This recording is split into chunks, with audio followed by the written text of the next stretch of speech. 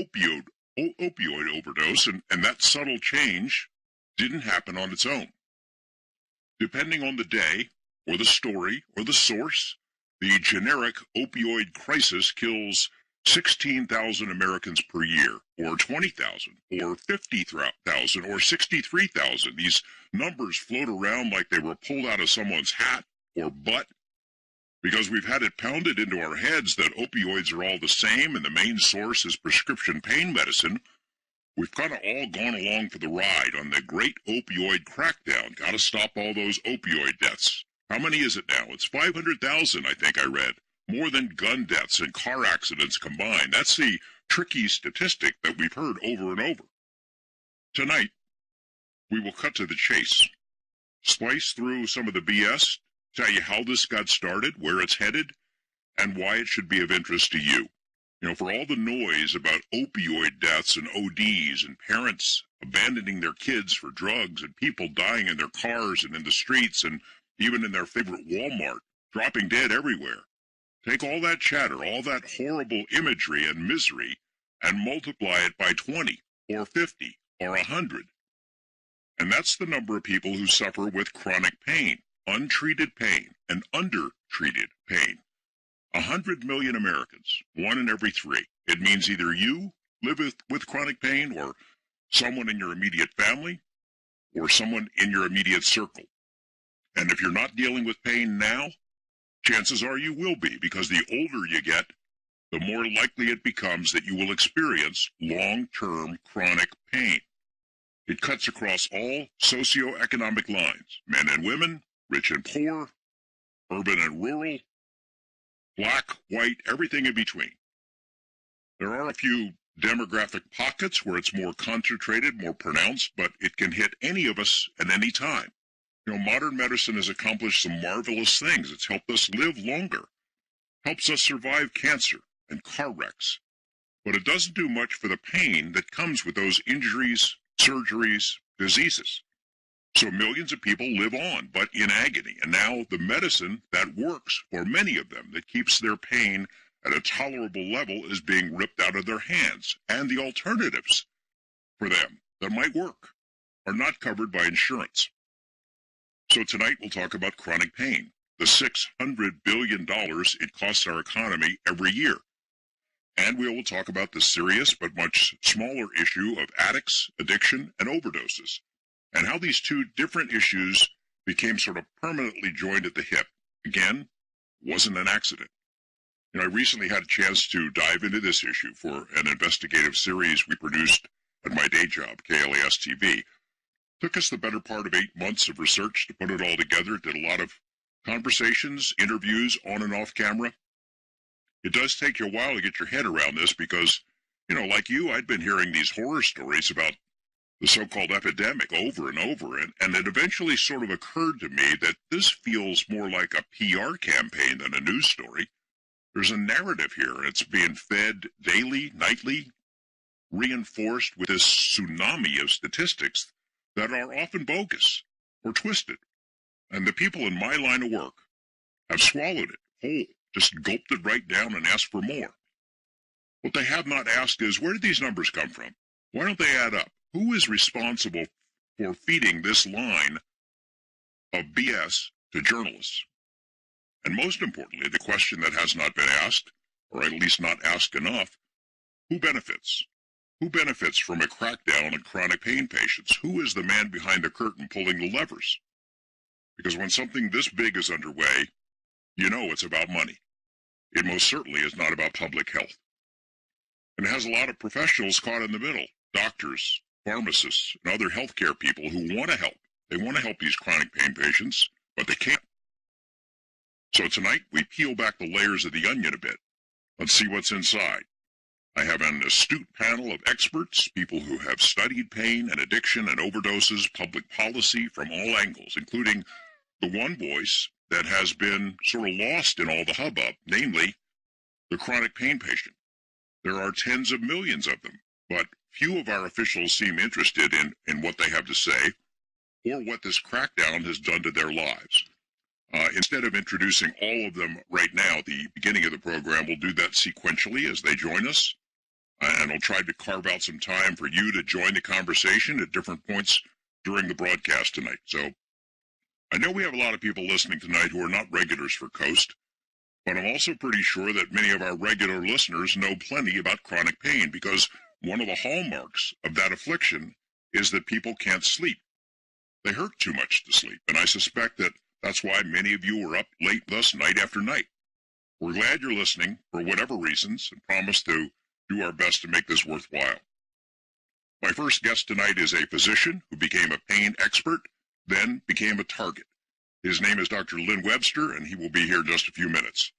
Our webmaster Lex Lonehood and I have put together our usual assortment of items and oddities. We call it Naps News. You can find it on the Coast website. A few of the stories there tonight relate to our primary topic, but we also feature an update on the Fukushima nuclear disaster. Kind of looks like the Japanese power company thinks it's okay to license a similar reactor design. I mean, what could go wrong, right? Also, a look at how the difference between night and day seems to be disappearing. And a cool examination of manta rays that has nothing to do with anything else except these are great photos taken under the sea, and I thought you might enjoy them. While you're on the website, check out how to become a Coast Insider. You can subscribe to the program for pennies a day. That allows you to listen to any of the programs in our archive anytime you want. You can also check out how to subscribe to George Norrie's TV show, Beyond Belief. With that, let's assume the position. Bring in the dog and cat, put on a pot of joe, slip into those flannel jammies, plop yourself down in a comfy spot, turn down the lights, and turn up the radio, because we're about ready to rumble. In a moment, Dr. Lynn Webster starts our conversation about the other side of opioids. I'm George Knapp. This is Coast to Coast AM.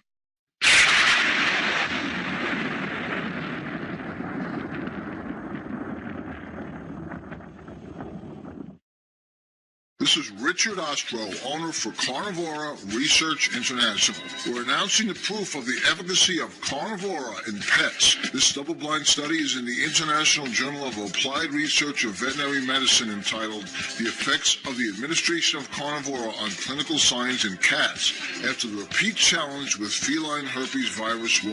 The clinical results of this study is that 75% of the cats have no longer showed signs of their immune condition. This is fantastic news. It is being peer-reviewed in an international journal. A double-blind study to commence shortly will include cats and dogs. We'd like to thank Michael Lappin, DVM, for his undying assistance. We're also looking forward to the study with people in the United States. That's Carnivora, C-A-R-N-I-V-O-R-A, carnivora.com. Call 1-866-836-8735. That's 1-866-836-8735. Call today. Message and data rates may apply. If you're considering going back to school, ask yourself the following questions. Do you need the flexibility to take classes on your schedule? Do you have college credits you need transferred? Do you want to earn a quality degree from a world-renowned university? If you answered yes to any of these questions, Arizona State University is the perfect school for you. Arizona State University offers over 150 highly ranked degree programs 100% online. You'll learn the same degree as you would on campus from wherever you are on your schedule. Plus, ASU Online accepts most transfer credits. For information, text NOW to 35517. Learn for yourself why the Wall Street Journal ranks ASU 5th in the nation for producing the best qualified graduates, and why 87% of ASU grads are recruited within 90 days of graduation. Learn to grow, learn to succeed, and learn to thrive at Arizona State University.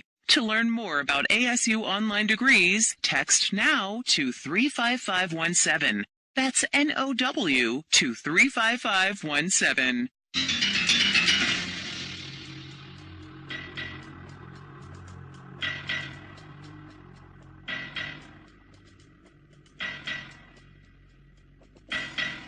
Welcome back. We Americans like to say we don't want anything to come between us and our doctors. Yet for chronic pain patients, the list of entities who come between them and their doctors is as long as your arm. The CDC, the FDA, the DEA, Medicare, big insurance companies, executives who run the big pharmacy chains, all kinds of people who know absolutely nothing about you or your medical condition are making decisions about what care is right for you. They make the call. Doctors have been forced to go along, or else. So many doctors and pain experts have helped me kind of get my head around these issues, but a lot of them can't or won't speak on the record because, like their patients, they're afraid. My first guest knows about chronic pain from multiple perspectives. Dr. Lynn Webster is an anesthesiologist who founded his own pain management firm in Utah. He's the author of the book, The Painful Truth, and is the immediate past president of the American Academy of Pain Medicine. Dr. Webster, good to have you here. Well, thank you for inviting me. Let me just make one correction. I'm not the immediate past president. I am a past president, though. Of the a past president. Okay. Well, I'm reading what the synopsis that was given to me, so sorry about that. Can we start this way? I don't know if you heard my rambling diatribe there, but can you address whether the public has an accurate picture of the opioid crisis, and I'm using air quotes around that word, the opioid epidemic, and how it relates to addiction? Well, I thought you did a marvelous job of setting this whole conversation up, George. Everything you said, I fully agree with. And the big problem here is that we do have a drug problem.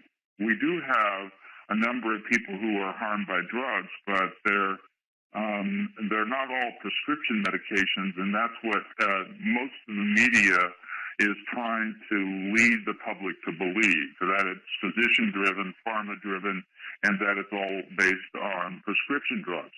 The most recent data suggests that there's going to be there was, I should say, 64,000 drug-related deaths in 2016.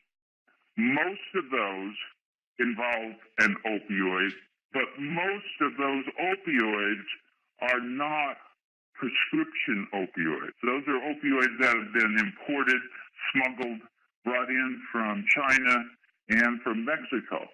About 1 out of every 4 of the opioids, or 1 out of every 4 of, I should say, of all of the drugs that are involved in prescription overdose deaths, would be, or I should say, an overdose death is a prescription drug.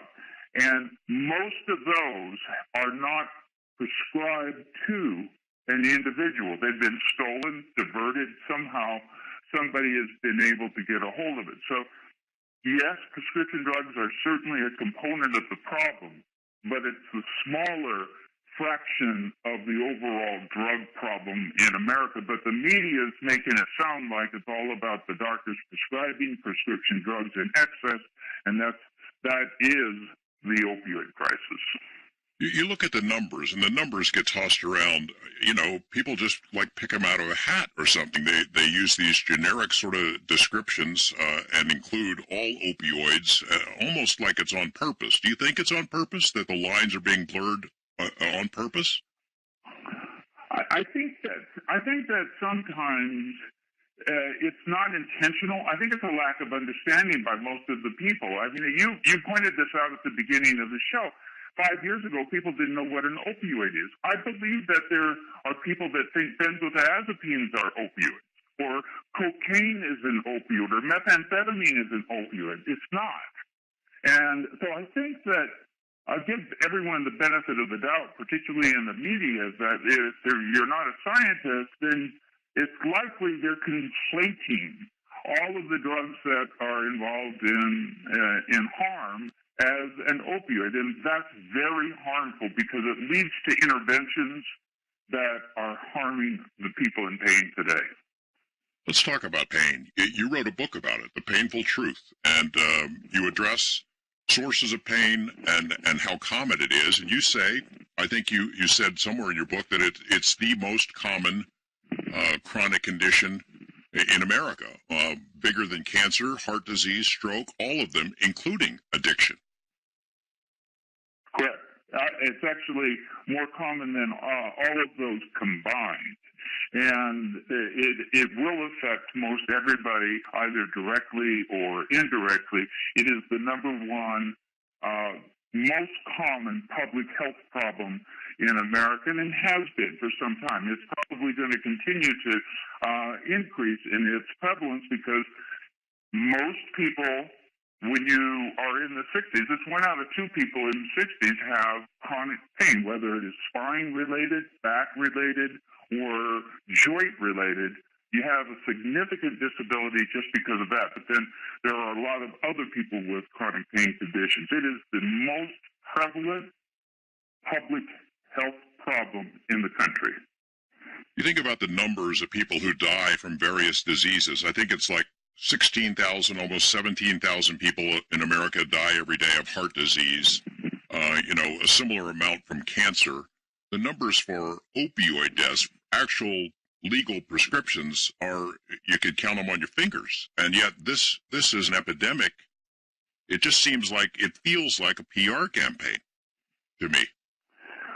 Well, I think there is a serious problem. I mean, I think every death that involves a drug that's unintentional is tragic, and I think it's a serious problem. But unfortunately, when we conflate the problem, when we overstate the reason for the problem, not that the problem isn't huge, then it leads us to policies and interventions by the government that actually can make it worse, and we've seen that.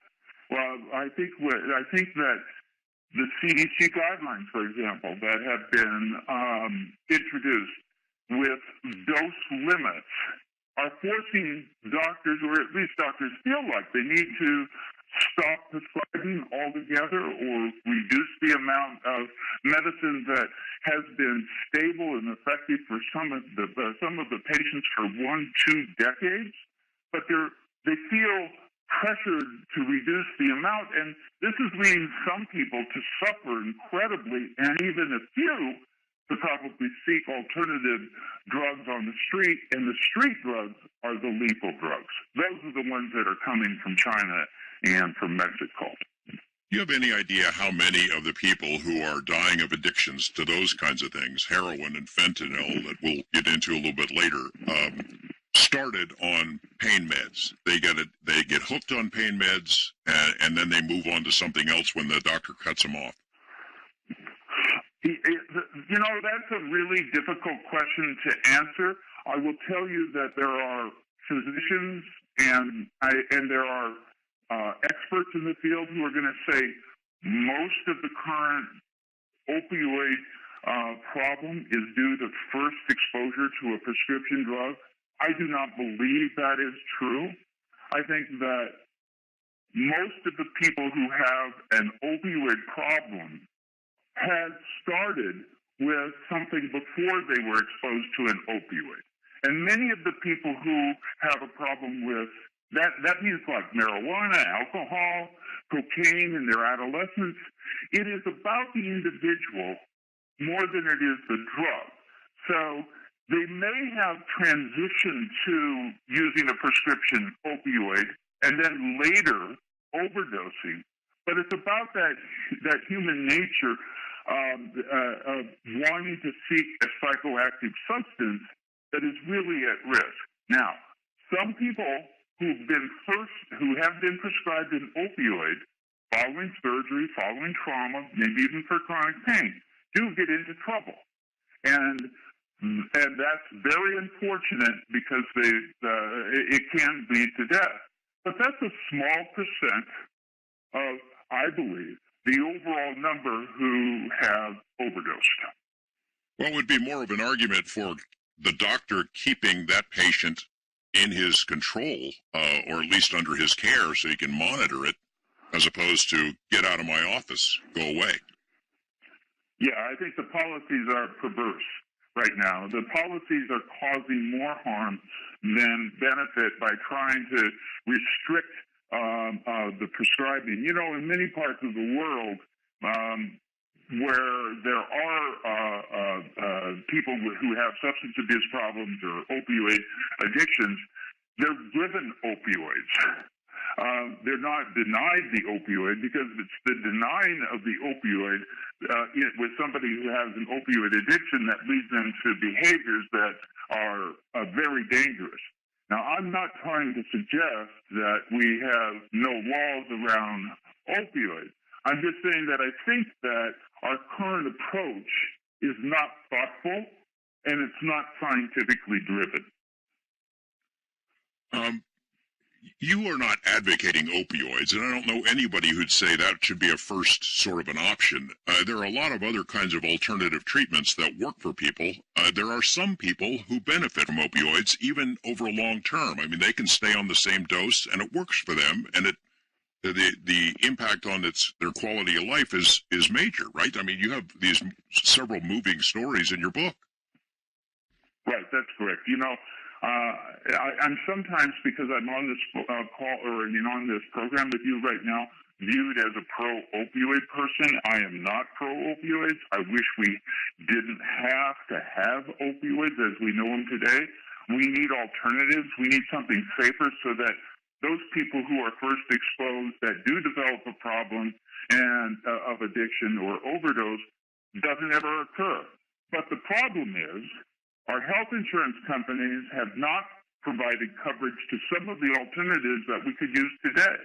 They're one of the benefactors, I believe, of curtailing the amount of opioids because they don't want to pay for the alternative treatments that can be very effective for a subset of the population. And so for many perverse reasons, it's a default that many doctors end up prescribing an opioid to somebody who has significant pain. Now, I think there was a period of time when doctors were prescribing more opioids than they should have, and probably at doses they shouldn't have.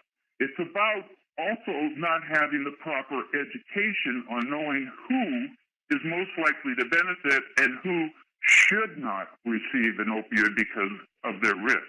But, you know, most people are not going to be harmed when you're treating a severe pain.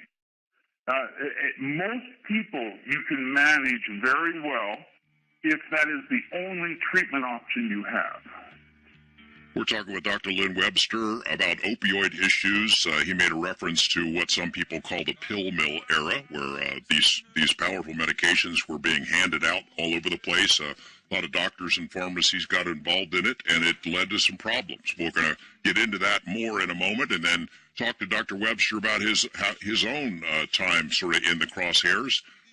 Much more to come here on Coast to Coast AM. Jackson Brown takes us into the break. You must help me if you can.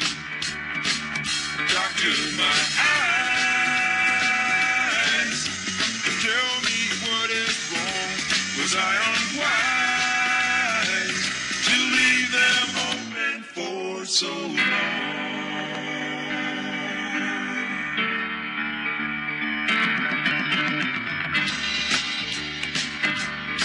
This holiday season, don't just give thanks, give back. Join the fight against hunger with SiriusXM and Why Hunger's Hungerthon annual donation drive. Bid on one-of-a-kind experiences. Host an entire hour on the Beatles channel and introduce your favorites from the Fab Four. Somebody told me. Fly away to Las Vegas and see the Killers perform at Grand Garden Arena and meet the band. Or simply donate. Go to SiriusXM.com/Hungerthon now. Your car's fuel economy was never better than when it was new. But time and miles have robbed your car of its MPG and performance. Service managers recommend BG44K to remove carbon and restore mileage in just one tank of fuel. In fact, dealerships nationwide use BG44K nearly 4 to 1 over any other product. To find a shop at BG Products, go to bgfindashop.com. BG. Can you imagine selling your car next week and saying to the buyer, hey, don't worry, because the engine is covered against failure for life. It's called the Lifetime Protection Plan for the Engine from BG Products. Now imagine having this huge benefit free with your next oil service when you remember these two letters, BG. BGMOA is available at over 20,000 shops nationwide. Find yours at bgfindashop.com. That's bgfindashop.com.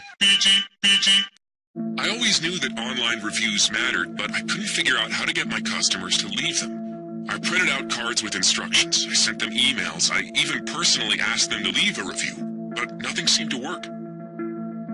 That was until I came across Podium. Podium makes it easy for my customers to leave reviews in just a couple of clicks on their smartphone. And the best part is, the reviews we get are on the most popular review sites. Podium also integrates with software I already use to help me automatically get reviews from more of my customers. All of these reviews mean more people can find my business, and the feedback helps me provide the best possible experience for my customers. To see how Podium will help your business get more reviews, visit podium.com/XM or call 801-797-1005 and receive a 10% discount off your first year. Get found. Get chosen. Get insight with Podium. Whip your game into shape this season with the Orange Whip Trainer. Voted the #1 teaching and training aid by PGA and LPGA professionals, the Orange Whip will help you develop the fundamentals of your golf swing. In just 5 minutes a day, you'll feel what it's like to have the rhythm, timing, and balance of a Tour Pro. You'll start hitting the ball longer and straighter with more consistency. If the Tour Pros swing it, why wouldn't you? Learn more at orangewhiptrainer.com and use promo code SXM Radio to get yours today. Swing an Orange Whip. You've gotta feel it. I'm Jeff Eno, the Weather Channel, with an interstate weather update, seeing some of the winter weather advisories that will carry on into Monday. That's going to be in upstate New York and also some lakeshore flooding. And, of course, we have seen some of the high wind warnings into portions of California, into Nevada, and then also through the Sierra. We have seen the winter weather advisories that will also, again, carry on into our Monday. Now, we are going to be seeing some of the snow out west, of course, so obviously we have to talk about I-80 when we are talking about the Sierra into California. And so careful travels if you are headed in that direction as we make our way through the latter part of the day and on into the nighttime hours. We are seeing some of the rain, for the most part, above I-80, and then rain continuing up towards I-90 as you make your way into parts of Washington and also 84 in Oregon. I'm Jeff Eno with custom weather for drivers, twice an hour on the Road Dog, Sirius XM 146, and on the Sirius XM app.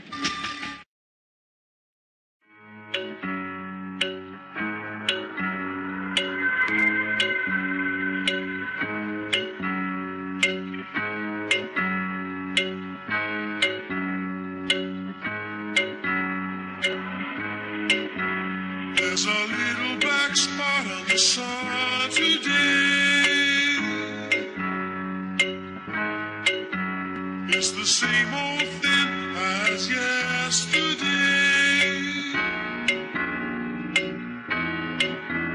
There's a black hat caught in a high tree top. There's a flagpole rack and the wind won't stop. I have stood here before inside the pouring rain, with the world turning circles running round my brain. I guess I'm always hoping that you'll end this way, but it's my destiny to be the king of pain. You're listening to Coast AM with George Knapp. The Police from 1983's Synchronicity album, King of Pain. We're talking about pain and opioids and remedies for pain and different approaches to pain. And at least the opioid approach has swung like a pendulum. You know, until 15 years ago, many in American medicine thought that pain is basically in your head. You have no right to be pain-free. You don't need these medicines. So pain was severely undertreated in America. To some degree, you can make the argument it's still undertreated, and now the pendulum is swinging back in the direction to restrict opioid treatments, and a variety of other alternatives are just not covered by insurance. We're talking with Dr. Lynn Webster. We'll continue the conversation in just a moment here on Coast to Coast AM.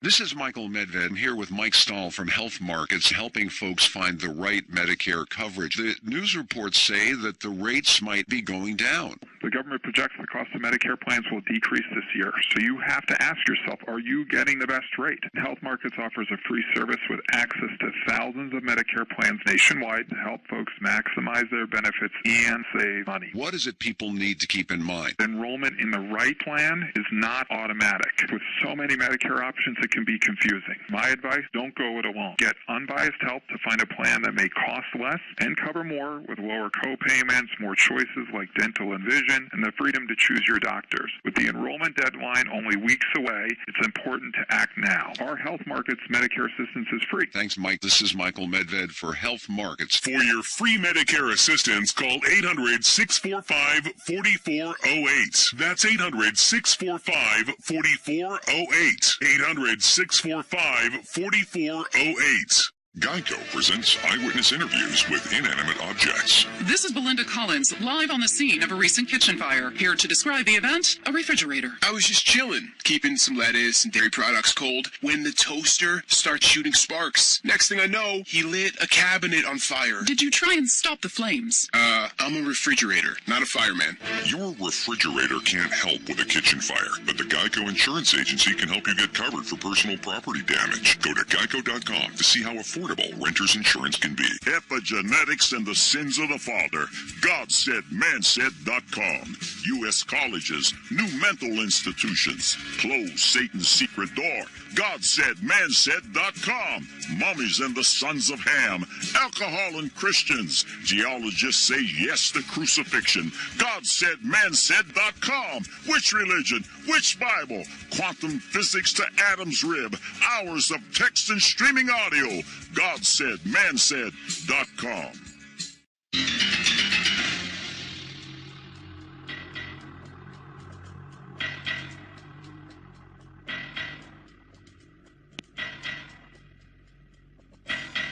Dr. Webster, I don't want to overgeneralize here, but would I be correct in saying that pain was undertreated in American medicine for a long time, that until about 15 years ago or so, when these new wonder drugs came on, it was a general attitude before pain management blossomed among your colleagues that pain is sort of in your head? I'm sorry, go ahead. Absolutely. Chronic pain actually wasn't treated. It was ignored, and honestly, even today, it's vastly undertreated. So we've got some people getting far too many medications, too much opioid, and many people who are denied access to any.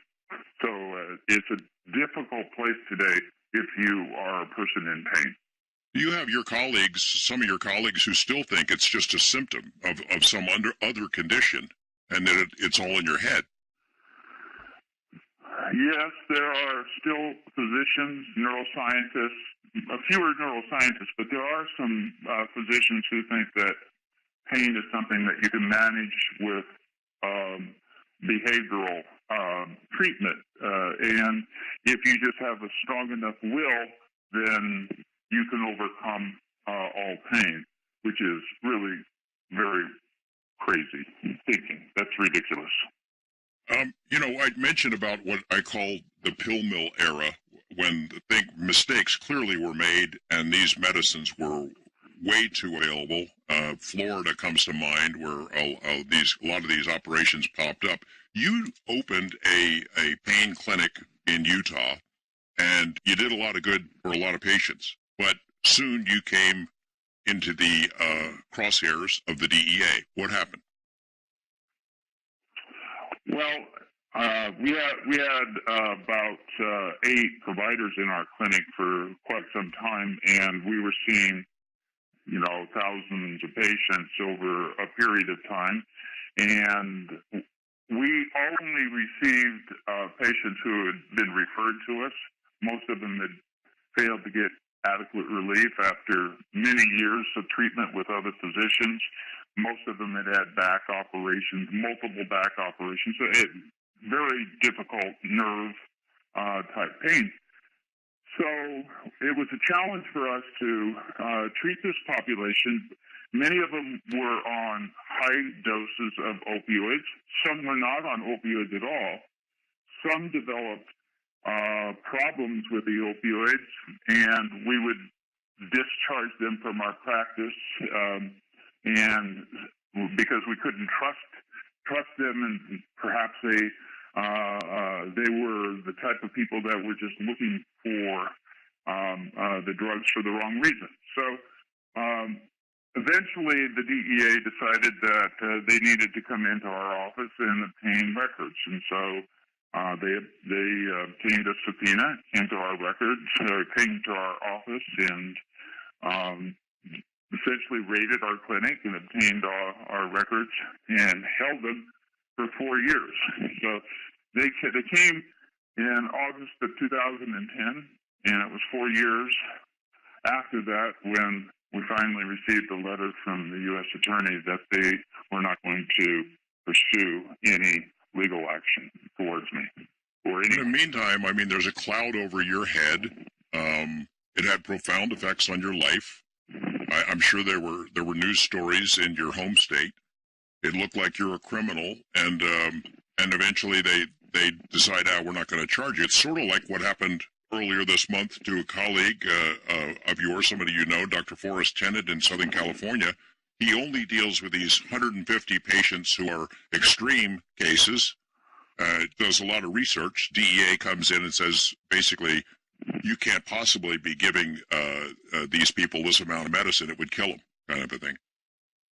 Right? Yes, I think that, doctors who are taking care of some of the more difficult patients and are prescribing larger doses, high doses of opioids are targets. That's just the bottom line. They're targets, and Dr. Tennant was a target because of that. Of course, I don't know all of the details about his particular situation, except I do know him, and I have a great deal of respect for Dr. Tennant, and I've known him for many years. So I'd be surprised if there was any legitimacy to this, but that's something we'll have to see down the road. But physicians across the country are frightened of treating people with pain, and they're really afraid to prescribe opioids, certainly more than a minimal amount, or what the CDC guidelines have suggested. Now, these are guidelines, not policies, not laws, shouldn't be used or interpreted that way, but unfortunately, they are. And doctors just don't want the risk. Their whole careers, like my career, was at stake, and certainly my reputation. Once the DEA investigates you, you're always tainted because people believe in our law enforcement. They're not going to do something that isn't justified. So you're assumed guilty, and even if you're shown not to be guilty. So it's a position that physicians don't want. In fact, if something happens like it had to me or to Dr. Tennant, it can bankrupt you just to get your name cleared. All of your assets can be gone. The government has limitless funds. They'll claim they don't, but they do. And physicians often plea bargain because they don't have an option. It's either that or they go to jail, or even in some instances, they just have to do what they can do with a limited amount of resources, and it's not about justice, is what I'm trying to say. I mean, the effect of a raid on your office, whether they press charges or not, same with Dr. Tennant. He's a high-profile guy in the pain management field. The raid on him, whether they press charges ever or not, the effect is a chilling one on other physicians. They've said it's just not worth it. So the doctors don't prescribe it. Pharmacists don't fill it. They don't want the risk, and I can understand why they would not. But the effect is to abandon the pain patient. What happens to them? What are they supposed to do? Well, that's a good question. That's why I write. That's why I'm lecturing. That's why I'm talking with you tonight. I think that I think our country is in a bad place for people in pain. They're being abandoned. They're being ignored, and I think it's shameful. And I think that we have to. We should be able to fight the war on addictions and opioids at the same time as we work to try to help people in pain. It does not have to be an either or. This is not a binary kind of a choice if you're a physician, nor should it be if you're a politician. We should be working to help all people, not just one group of people. You know, physicians are in a very difficult spot now because no physician is going to be punished for mistaking one of their patients as a drug abuser and refusing to prescribe medicine. So it's just easier to say, I'm not going to treat you. There isn't a day that goes by, George, that I don't get an email from somebody in the country who says, I was in my doctor's office today, and they told me they're no longer going to prescribe pain medicine to me. And they gave me no other option. It wasn't like they were going to provide them an alternative treatment. It's no other option. They're totally abandoned. This is very sad. Some of those stories end in suicide. We're going to hear more about that through the course of this evening. I know that doctors, pain management doctors, regular general practitioners are in a tight spot. Somebody else who's in a tight spot are pharmacists. And I've got a pharmacist on the phone. We're just going to call him Joe because he doesn't want his name used. He agreed to talk to us for a couple of minutes. Dr. Webster, you're welcome to weigh in here. Hey, Joe, thanks for being on the show.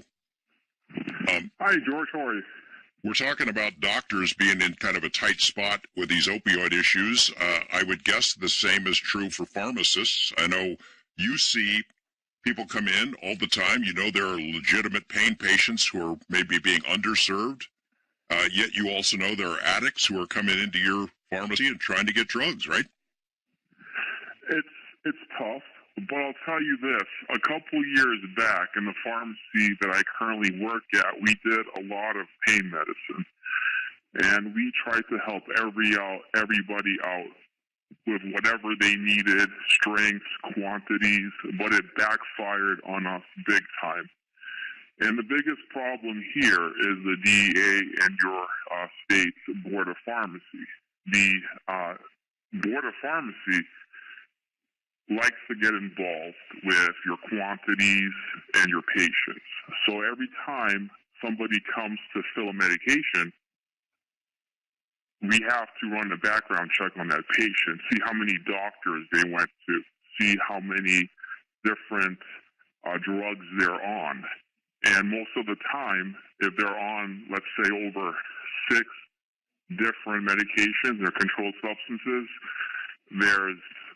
they've been to multiple physicians over the course of a year, we automatically have to decline them.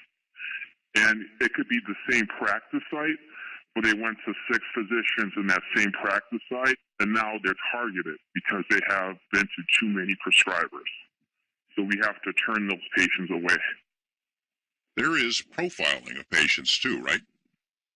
Yes, there is, absolutely. What are the criteria? What goes into it? So basically, what I spoke about earlier is the amount of physicians you've been to, the amount of pharmacies you've been into, how far away from the pharmacy do you live? And these are regular guidelines we get. I'm sure you can just Google the guidelines, but if somebody's trying to get a controlled medication that lives on the other side of the city, even though that doctor's office is right next to your pharmacy, you can't fill it because that patient lives too far away. So that's going to trigger your state's Board of Pharmacy to intervene. And when we did a lot of pain medicine, we used to get a whole bunch of mail from the Board of Pharmacy saying, hey, this person's into too many pharmacies, has seen too many doctors, why are you filling it? And they would get involved with that, and that kind of scares you away from trying to help anybody.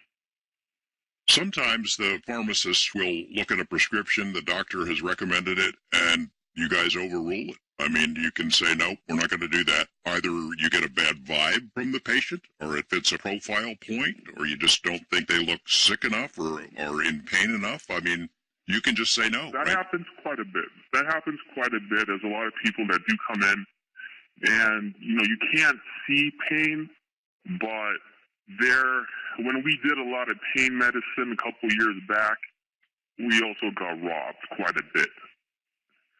So that kind of goes hand in hand, and that's the reason we got out, because you try to help somebody, they have only been to so many physicians, so many pharmacies, they have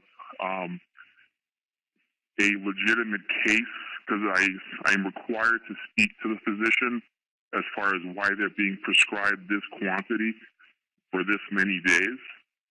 And sometimes, unfortunately, it doesn't add up, or there's a little bit of a gray area as far as how the patient's acting. And we have to kind of say, no, we can't fill it. And most of the time, we don't even look into any of this stuff, because we just tell everybody, hey, we don't carry this medicine, because it's just the easiest way. So a lot of pharmacies are just phasing it out altogether. I know that the big chains, CVS has announced it, they put amazing restrictions on these pain patients who can't get around that well anyway. You got to come back every 7 days. I mean, it's almost to the point where they expect you to show up and get every pill or something, which is pretty tough. But I can understand. They're trying to get rid of that population, and one, it is troublesome, and two, the reimbursement rates for these pain meds are not that high. So to lose that population for a pharmacy, it's not a big loss, because there's a lot of regulation with it. And when we got robbed a few years ago, now the DEA comes in on a regular basis to count all my pills, because now they're suspicious. Why were you getting robbed so much? Are you involved with the whole operation? So it's basically, we're moving away from it. It's not worth it. The money's not there. The aggravation is there. Why would any pharmacy fill it? Yeah. I think we also have a misconception about how profitable pharmacies are. The big chains may make a lot of dough, but independent pharmacies, it's tough to get along sometimes, especially if you're being robbed. Joe, thank you for chiming in. We appreciate it. Dr. Webster, the idea that a pharmacist could overrule the doctor, that must drive doctors crazy. Well, yes, it does. Some physicians, I think, are really disturbed by that. It depends, though. I mean, I always had a good relationship with my pharmacist, and I knew them, and they knew me. And so when I would get a phone call because they were concerned, I appreciated the phone call. I always viewed the pharmacist as my partner, because I wouldn't see some of the patient behaviors that they would see. There are people out there who are abusing these drugs, and they're trying to run businesses and selling them.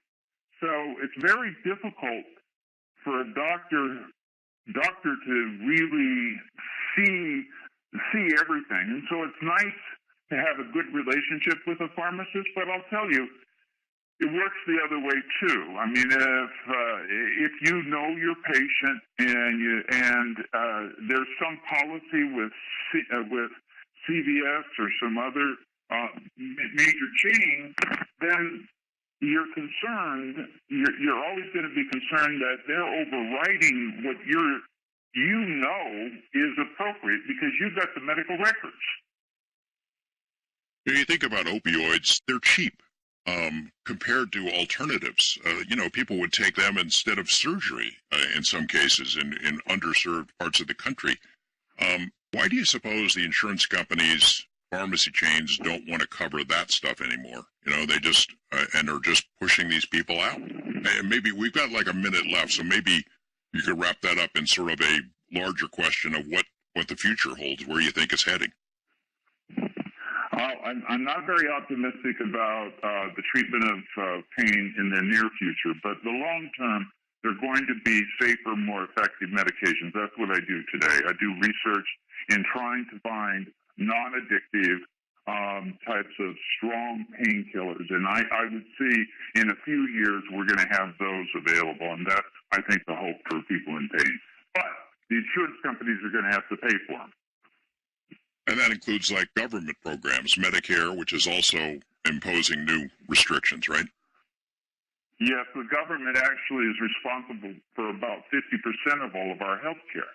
So that with the VA, Medicare, Medicaid, so they are a part of the problem currently with regards to patients getting appropriate access because they don't pay for alternatives to opioids. It's just cheaper for them and easier for them to let doctors prescribe opioids. Dr. Lynn Webster, the book you wrote, The Painful Truth, is a pretty good read. I hope people will check it out. Thanks for being here with us. Well, thank you for the invitation. Have a good night. All right. In a moment, in our next hour, we're going to hear from people who advocate on behalf of pain patients. We'll be back with more Coast to Coast AM, much more to cover here. Jefferson Airplane, take us into the break from 1967.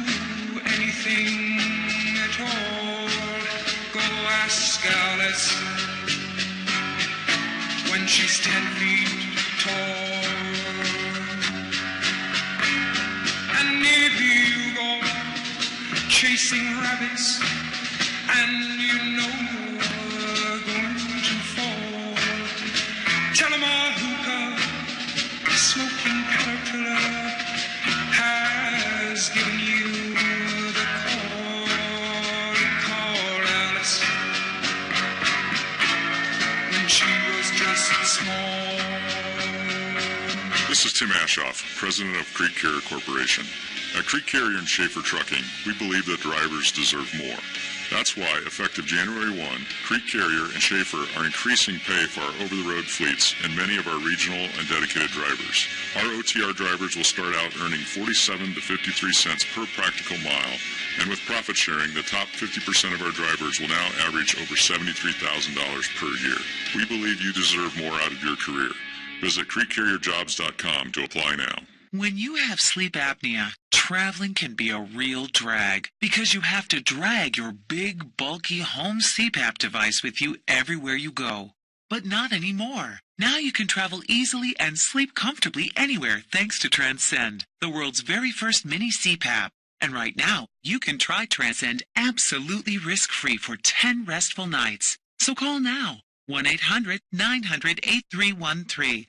Our smallest and most advanced portable design ever, Transcend is as small as a soda can and weighs less than a pound. You can even add a battery that's as tiny as a deck of cards. Transcend is so incredibly small and light, you can easily fit it in your briefcase or purse to use anywhere you go. It's FAA compliant, too, so you can even sleep comfortably while flying. Now you can enjoy the freedom to sleep comfortably anywhere. But don't delay. To receive your 10-night in-home trial, call minicpap.com now. 1-800-900-8313.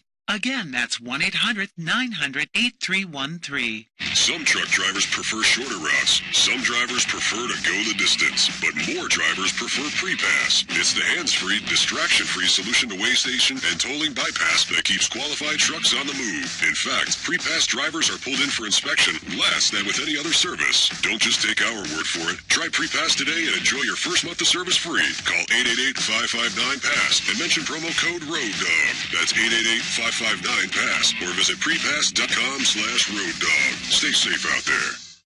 trucking business and beyond with Kevin Rutherford, so that you have a future in this industry. Weekdays at 12 a.m. East, Road Dog Trucking Radio.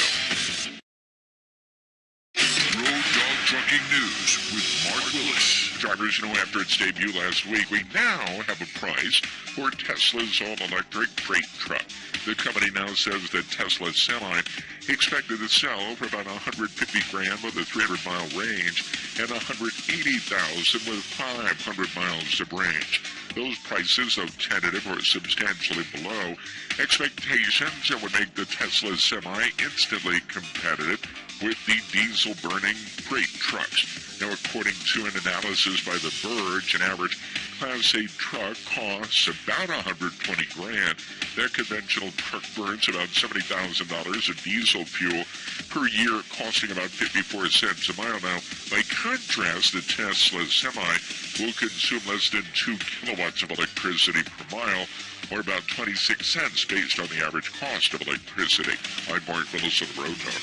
Road Dog Trucking News, exclusively on Sirius XM. The Dave Nemo Show. It's not just about trucking. It's philosophy. You say that you would like to go back and do it all over again and do it differently, but then you might not be who you are, so therefore it's impossible to do it differently, because if you did it differently, you wouldn't be you, and you wouldn't be able to say, I'd like to go back and do it again, because you wouldn't have done it in the first place.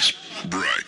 The Dave Nemo Show. Traffic and weather updates every hour and news on all things trucking. Weekdays, 7 a.m. East. Road Dog Trucking Radio. That's the power of subliminal messaging. Are you tired of worrying about the economy and what it may mean to your job? Do you wonder what you'll be doing in 5 or 10 years? Now may be the time to consider owning your own Scooter's Coffee drive-thru business. For almost 20 years, Scooter's Coffee's been selling world-class coffee through our drive-thru windows in company-owned and franchise stores. As we approach 200 stores open, we're continuing to look for smart, hard-working, entrepreneurial people who are interested in building something big for themselves and their families. I'm Don Eccles, co-founder of Scooter's Coffee. Our proven model of delivering on our brand promise of amazing people serving amazing drinks amazingly fast continues to be a great business opportunity for people all over the country. Besides a great business, you get something else, the joy of loving what you do every day for the rest of your life. And Scooter's Coffee will be a wonderful business partner. Why don't you take 5 minutes and call us or visit our website. It's onascooters.com. Scooter's Coffee could be a great decision for you. Visit onascooters.com.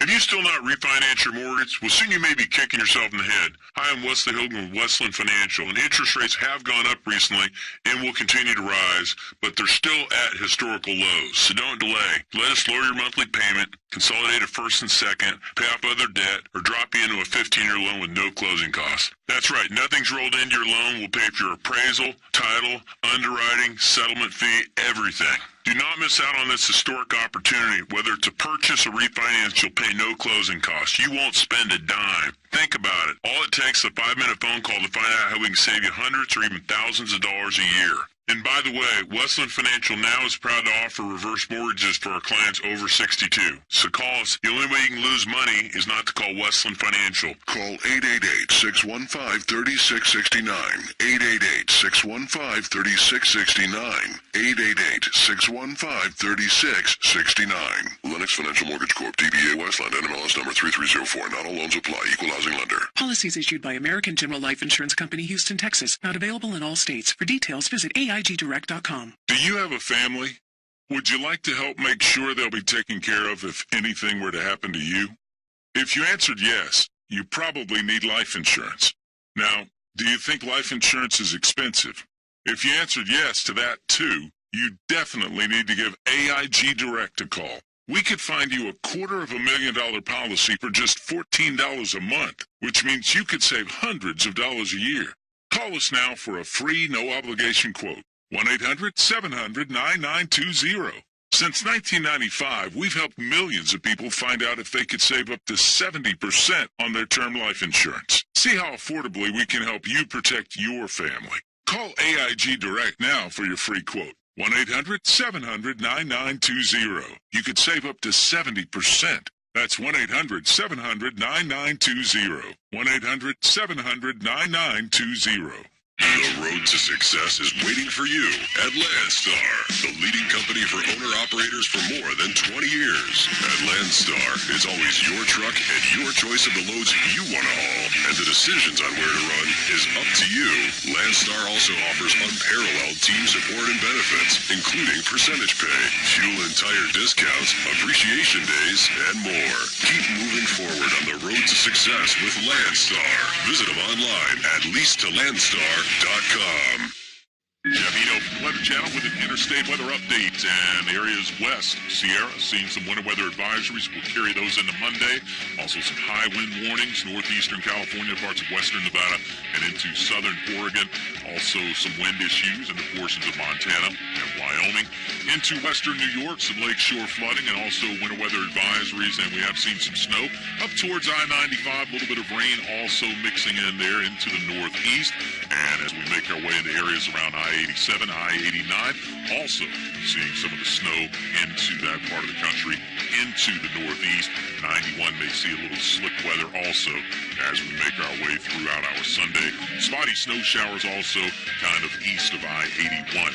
As we make our way out west, of course, that is where the primary activity is, with some of the rain along I-5, Northern California, all the way up into Washington. I'm Jeff Eno, custom weather for drivers. Twice an hour on the Road Dog, Sirius XM 146, and on the Sirius XM app.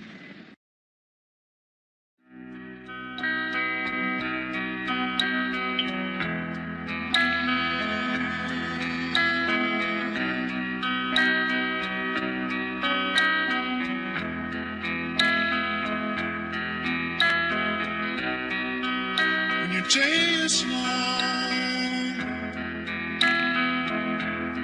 and the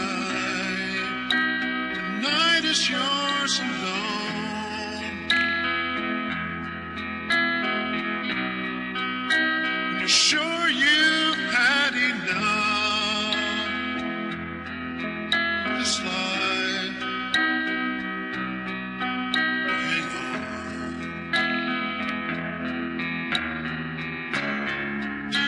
Don't let yourself go.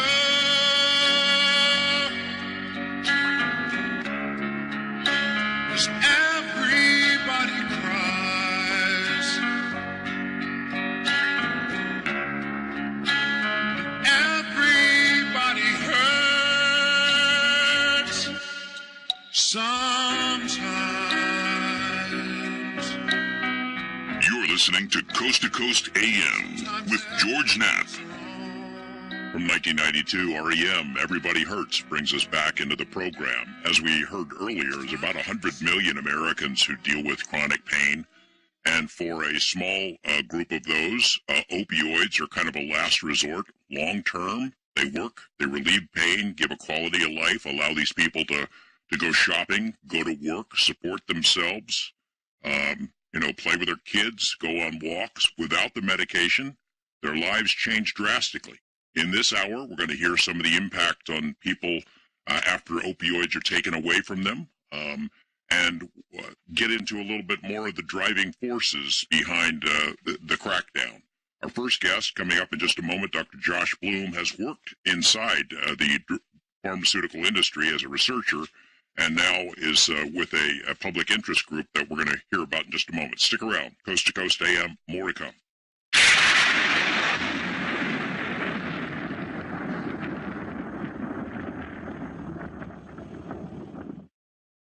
This is Richard Ostro, owner for Carnivora Research International.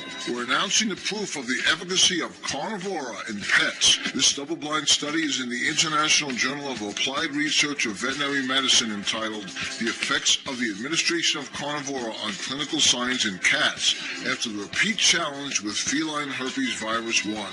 The clinical results of this study is that 75% of the cats had no longer showed signs of their immune condition. This is fantastic news. It is being peer-reviewed in an international journal. A double-blind study to commence shortly will include cats and dogs. We'd like to thank Michael Lappin, DVM, for his undying assistance. We're also looking forward to the study with people in the United States. That's Carnivora, C-A-R-N-I-V-O-R-A, carnivora.com. Call 1-866-836-8735. That's 1-866-836-8735. Call today. Can you believe people still listen to these guys? The most watched business channel in America recommended Don't Move Your Money from Bear Stearns. The same month it dropped from $98 to $10 per share. America's top financial magazine voted Enron the most innovative company 6 years in a row. And a Nobel Prize-winning economist predicted the internet wouldn't become bigger than the fax machine. On Wall Street, deep-pocket advertisers are the real customers. That's why we decided to create a free financial magazine with no outside ads and zero Wall Street bias. Just the unvarnished truth on what's happening in the markets. All you have to do is visit acfreemag13.com. It's created by the same independent analysts who predicted the financial crisis of 2008, the bankruptcy of Fannie Mae and Freddie Mac, and the recovery in the housing market. Read an exclusive interview with Julian Assange. Go to acfreemag13.com. That's one word, acfreemag13.com.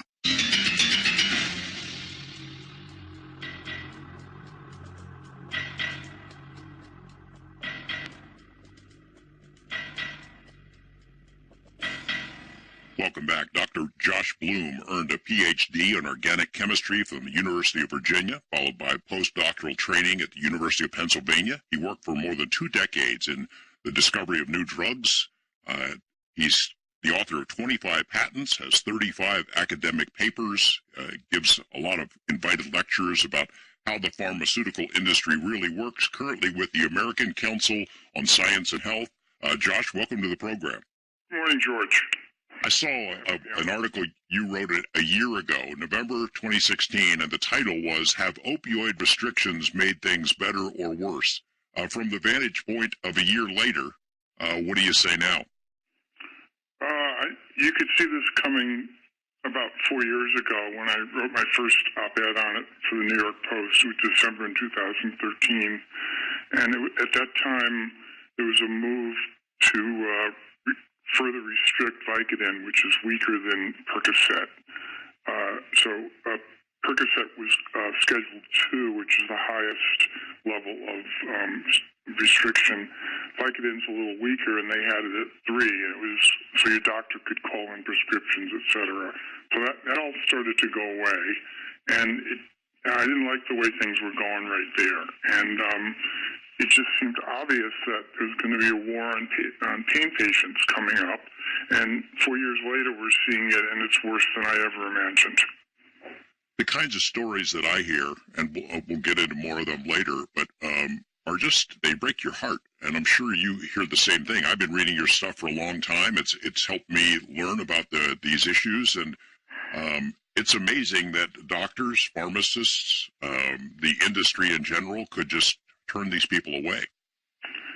Yeah, they call me. I get 2 or 3 calls a week and a bunch of emails, and I get them just because I write about medical issues and scientific issues, and I can usually be of some use to the people that call me or write in, and it's frustrating because I have nothing that I can tell these people that can help them whatsoever.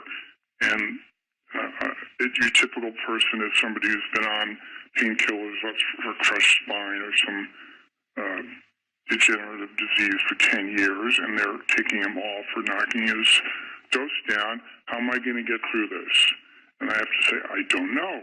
And I say the same thing to everybody that asks any question about this is, I don't know. And this really makes me furious. It's really a crime which is being committed for absolutely no reason, and it's making things worse, both for addicts and for patients. Aside from that, it's working fine. Yeah, big pharma. Of course, it's a convenient whipping boy. I've done it myself. I mean, nobody roots for big pharma, despite the the great drug research that's been done and the lives that have been saved. On this point, the development of these powerful painkillers 15, 16 years ago, the picture that the public has is that the drug companies unleashed this on an unsuspecting public. Everybody got addicted, and that's why we're seeing so many people dying now. What do you say to that? Well, it's partially true. The opioid addiction really started with OxyContin, which is high-dose oxycodone, and that was approved in 1996. And I think the theory behind it was good, in that it's usually better, especially for a chronic condition, to take a drug which is slow release rather than immediate release and have to take it every 4 hours. You get more steady blood levels. So that was at least the science behind OxyContin. Take one a day. Maybe there's going to be less addiction, or certainly there'll be better pain control. So that isn't entirely wrong. And I think what happened, though, is, and this is just hearsay, is that it got abused by Purdue Pharma, who were the inventors of OxyContin, and they paid a whopping fine of more than $600 million for promoting the drug as safer than it really is. So there is some blame there. There's no question about it. Some people should be in jail for what happened. But to blame the industry as a whole is a cop-out, and it's also a distraction from the real problem. Because whatever Purdue did 5, 10, 15 years ago, it's irrelevant now. Because the people are not dying from these pills, and they're really not getting addicted to them anymore either. So I have an objection when people raise the pharmaceutical industry as the bad boy here. And I have no particular bone to pick with them one way or the other. I was laid off by the industry in 2010, so it's not like I'm on defending them blindly or anything, and we're not making any money from them either at the American Council. So I just tell it like it is.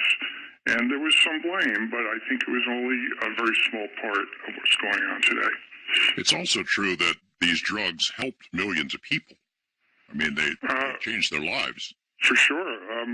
If you like irony, 5 or 6 hours ago, I needed a half of Vicodin for oral surgery.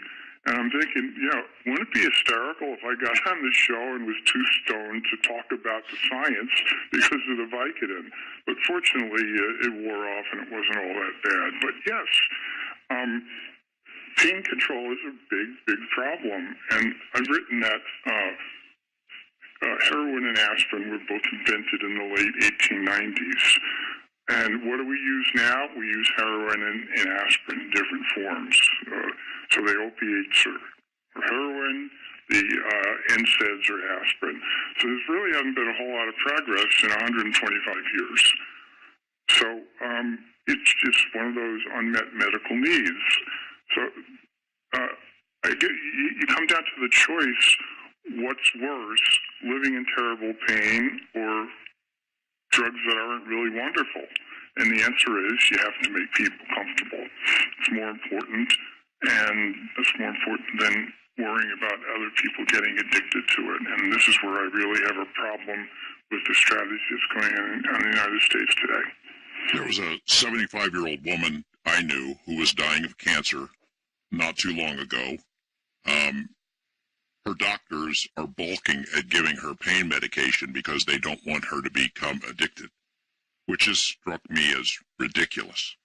Well, it's McCarthy time. I mean, I wasn't old enough to experience that, but I can imagine what it felt like. It was this unstoppable movement which just has everybody scared to death. And I've talked to pain management doctors. I've interviewed them. And this is real. These guys are getting in trouble, and they're scared, and they're not going to write prescriptions for these pills for patients.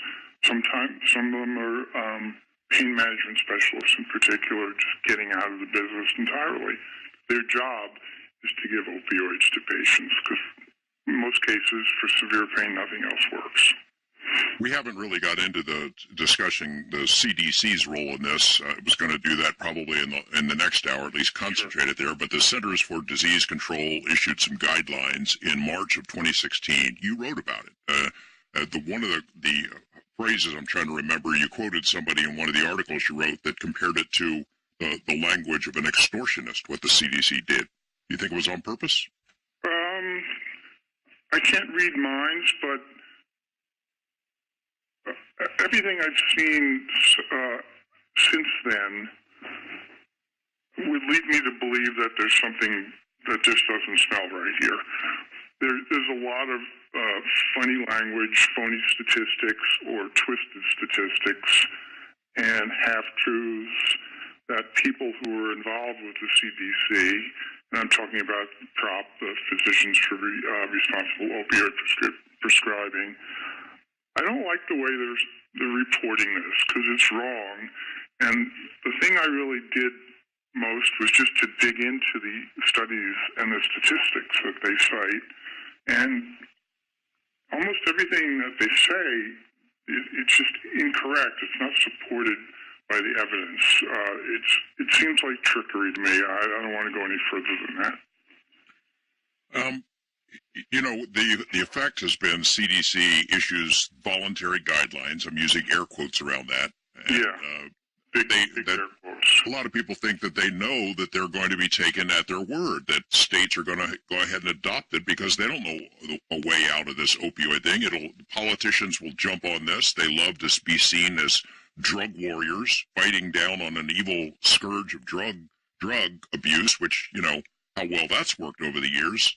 And so it's been adopted in 17 or so states. It's in effect in many other states where it's not a law, but it's in practicality, it is the law. Yeah, it's almost irrelevant now because I think there are about 20 more states that are working on legislation. But basically every doctor in the country has got to be afraid who's writing prescriptions for opiates. So, this is, some of the advocates I speak with now and then, they call it a war on pain patients, not a war on drugs. And of all the things that disturb me most, it's that they've picked the wrong target. Because, and even physicians, that I speak to, I have a lot of physician friends, they believe the old storyline, which is that OxyContin and Vicodin and all those other things were prescribed by the millions and millions and millions.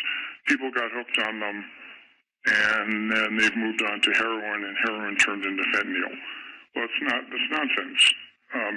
Because addiction by pain patients who really need the medicine is rare.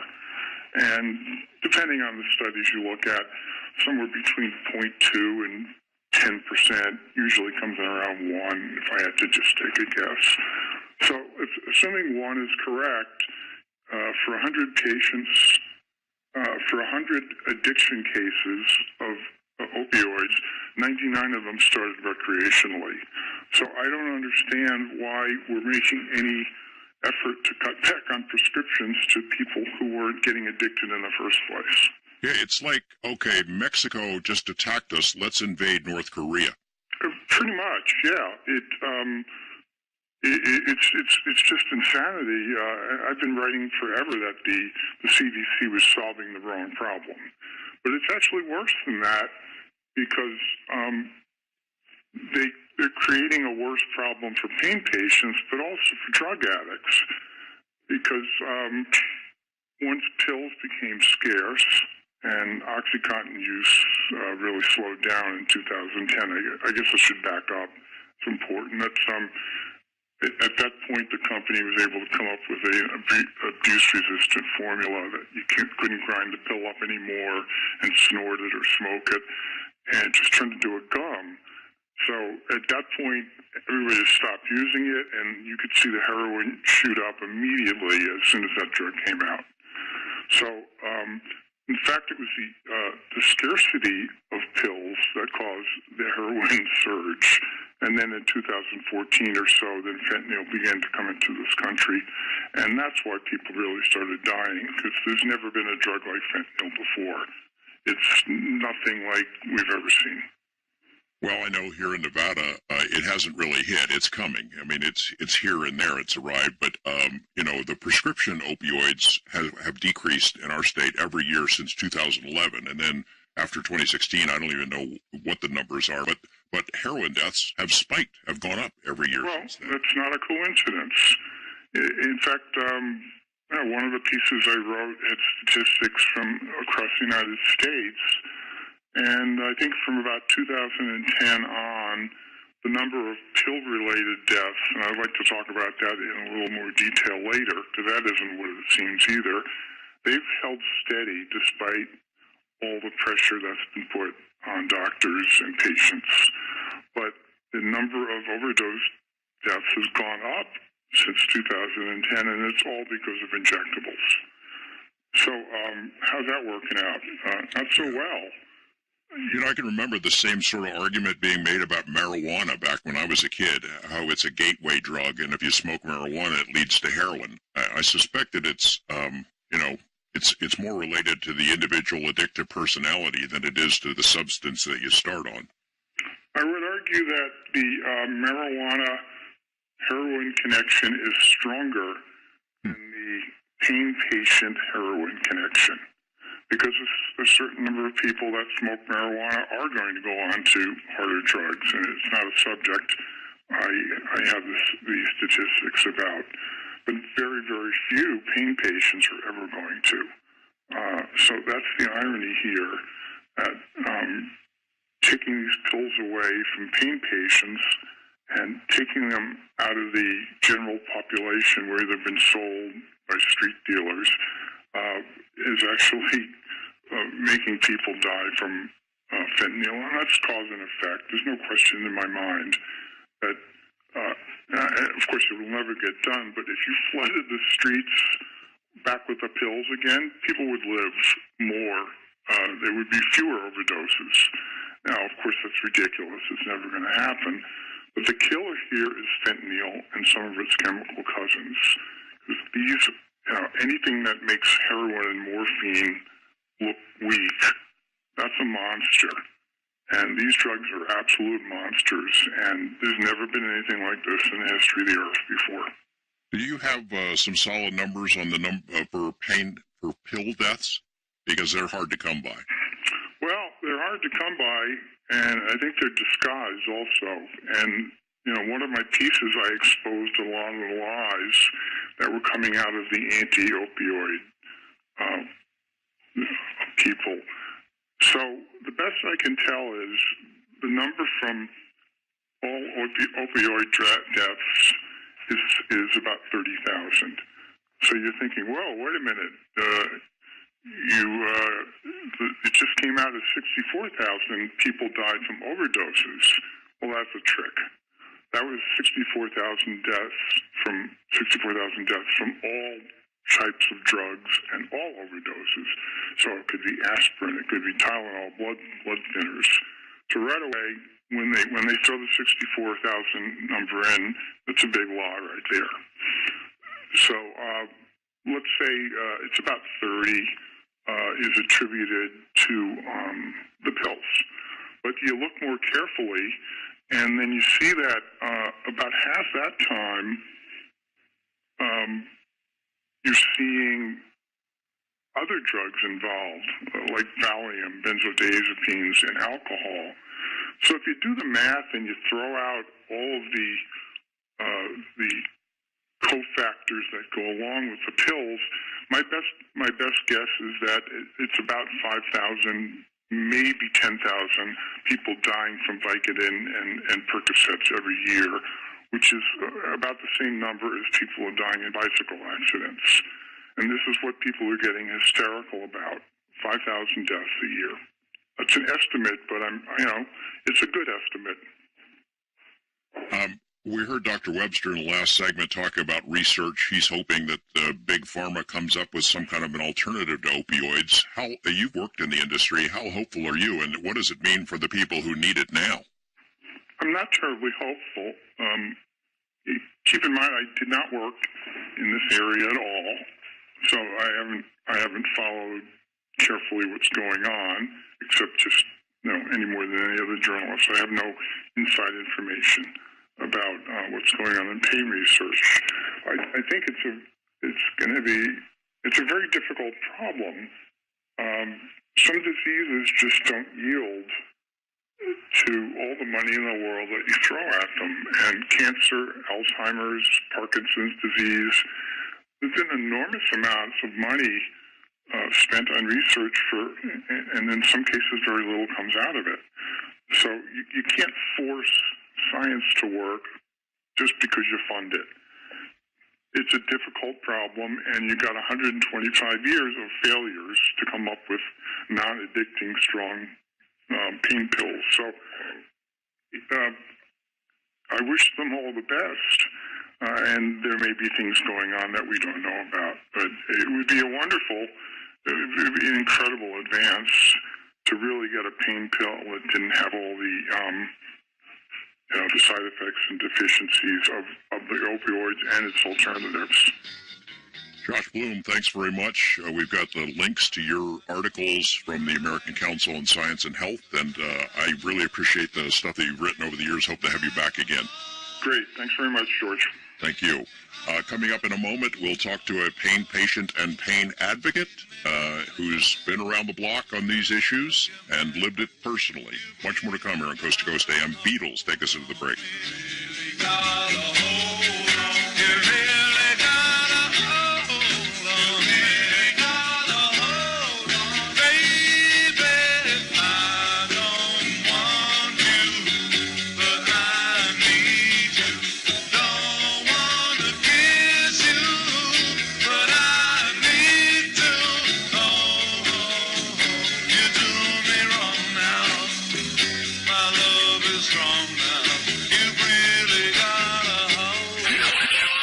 Stadiums, rabid fans. I love Axl because he's a relentless, vicious animal. North America, this is it. Hear Guns N' Roses' final North American Not in This Lifetime concert, live from the Forum in Inglewood, California.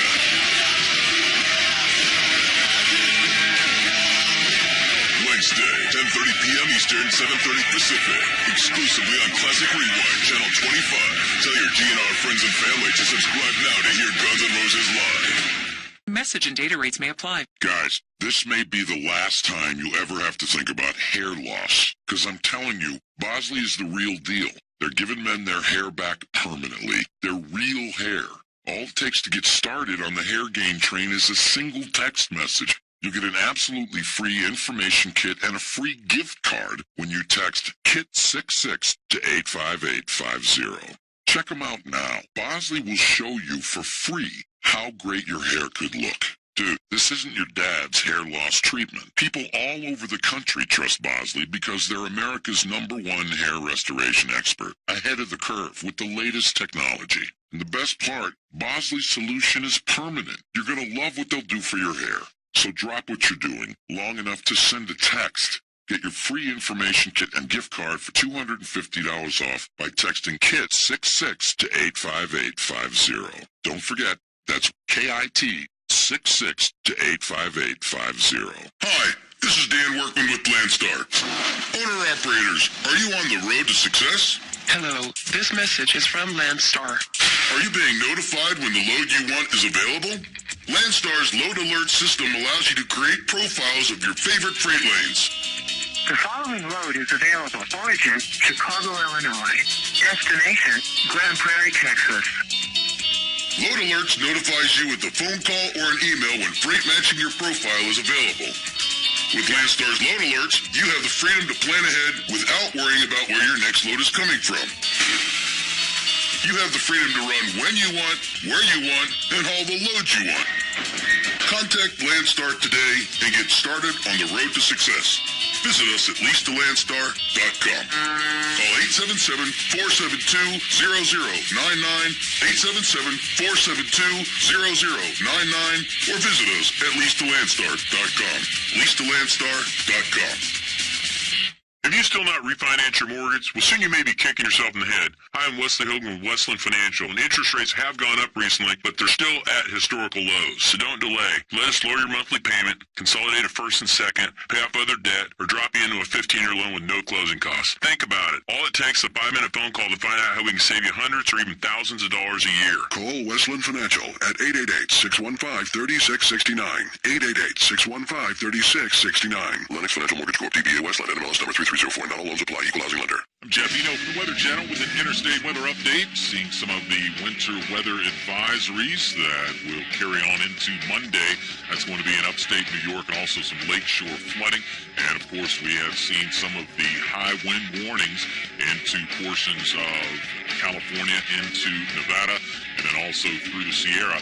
We have seen the winter weather advisories that will also, again, carry on into our Monday.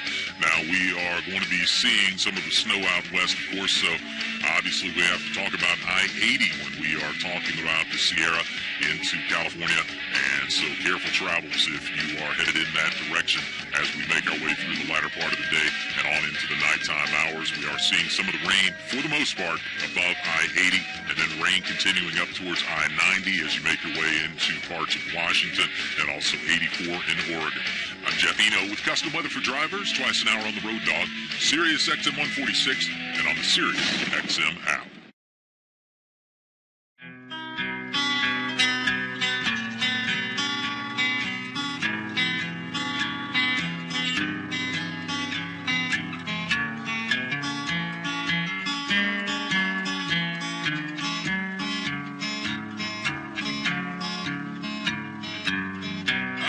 You knocking at my cellar door. I love you, baby, can I have some more?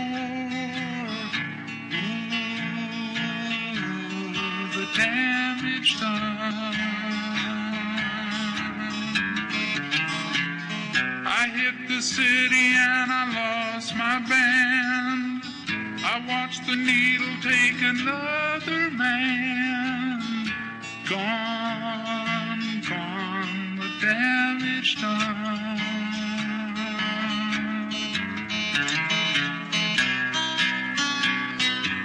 From coast to coast and worldwide on the internet, this is Coast to Coast AM with George Knapp. Now, here's George. The great Neil Young, The Needle and the Damage Done. Song about addiction, and it's obviously a big problem, not something to dismiss. Our country is awash in cheap, powerful, plentiful heroin, and worse, fentanyl, which Josh Bloom was just referring to, maybe 100 times more powerful than heroin, and people are dying from it. That's not the same as opioids that the doctor gives you. It's a major problem, but the crackdown on addicts has affected a much bigger population, 100 million people or so who deal with chronic pain. My next guest is a chronic pain patient and a chronic pain patient advocate. Her name is Barbie Engel. She had a dream life. She was coaching at a major university, had everything she wanted, and then pain took it all away. Her job, her money, her marriage, everything. In a moment, we'll hear how she pulled herself out of that and what advice she can give to other chronic pain patients who are barely hanging on. Much more to come here on Coast to Coast AM.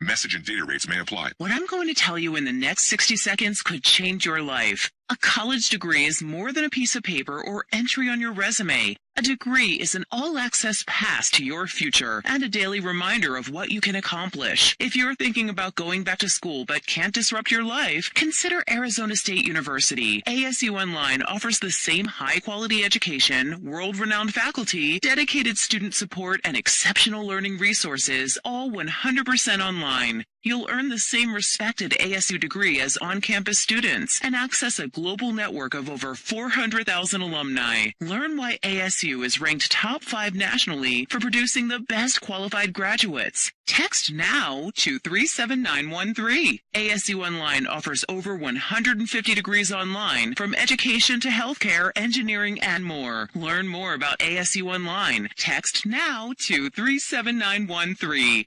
That's NOW 237913. Are you living with pain? So is Lisa, a brave Marine wounded in Iraq. After surviving an explosion, I was on horrible painkillers. I tried 1 hour pain relief, and now I'm pain-free all day without dangerous side effects. And it works in less than 1 hour. Try it free for 1 week and pay only the shipping with no automatic shipments. Call 800-600-1219 right now or visit onehourpainrelief.com. That's 800-600-1219. 800-600-1219. Geico presents eyewitness interviews with inanimate objects. This is Belinda Collins, live on the scene of a recent kitchen fire. Here to describe the event, a refrigerator. I was just chilling, keeping some lettuce and dairy products cold, when the toaster starts shooting sparks. Next thing I know, he lit a cabinet on fire. Did you try and stop the flames? I'm a refrigerator, not a fireman. Your refrigerator can't help with a kitchen fire, but the Geico Insurance Agency can help you get covered for personal property damage. Go to geico.com to see how affordable renter's insurance can be.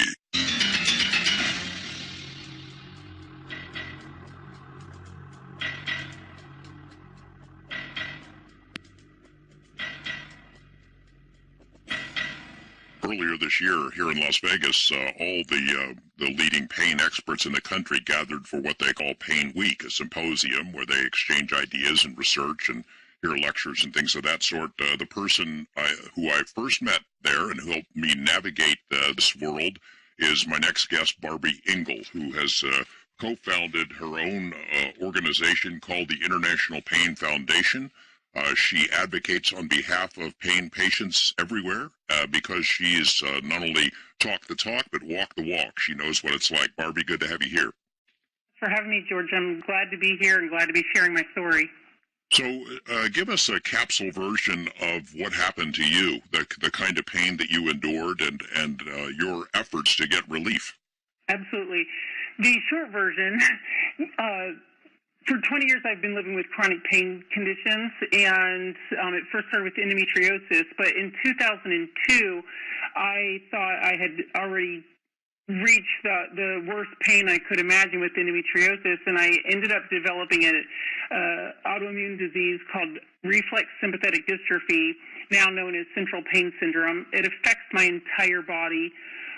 Doctors didn't really know what to do, and I had team doctors. Like you said earlier, I was working at a university. I had my dream job. I was the head cheer and dance coach, and had team doctors and trainers and best physical therapists, and they really said, at first, the hospital, I was in an auto accident. The hospital said I would be better in 3 to 4 days. I had some whiplash, and I would be fine. And after a couple of weeks, I wasn't doing well, and I went back to my doctor, and he sent me to the chiropractor, and then they started physical therapy. And it ended up taking 43 doctors to get a proper diagnosis, which on average for patients with chronic diseases, that develop chronic diseases, it takes 5 to 7 doctors. And for me, it was way above average with 43 providers. I saw so many different providers because there was so many different aspects of my body, not just chronic pain, but I had a loss of proprioception, and I was falling a lot, and this burning fire pain that at the time I just said, I'm in pain, help me. Now I know to use adjectives to share what I was going through. I got overtreated, undertreated, mistreated, and finally after 43 doctors got a proper diagnosis, and it still took another 4 years to get a proper treatment. During that time, I ended up in a wheelchair, and like you said, I lost my life that I had built from childhood, my job, my marriage, my home. I ended up on food stamps and really lost everything and had to struggle finding my way back, learn to advocate for myself, and learn to teach other people how to advocate for themselves. I guess unless people have gone through chronic pain at this kind of level, you just can't relate to it. You can't relate to it. When I was coaching, some of my students, I call them my kids, I was coaching on the college level, and they would say, "Coach, I hurt my finger, I dislocated my finger," or even I remember one of my kids had migraines, chronic migraines, and she would come in to practice with sunglasses on, like, "You can't wear sunglasses to practice," and she didn't want to not be on the field and not be with the rest of her team, so she forced herself to come to practice even in severe conditions, severe migraines, and she would kind of be like, "I just was at the hospital, they gave me a Toradol shot," and like, "All right, get your shot, get back out here." And I didn't even give them the time of day until it happened to me.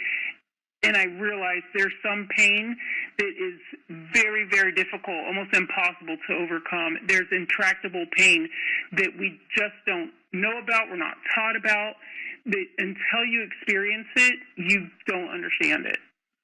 RSD, I wouldn't know what that is until we started. Arachnoiditis, I wouldn't know what that is. I think most people in the public, they figure end-stage cancer, that's as painful as it can get, but it's not, is it?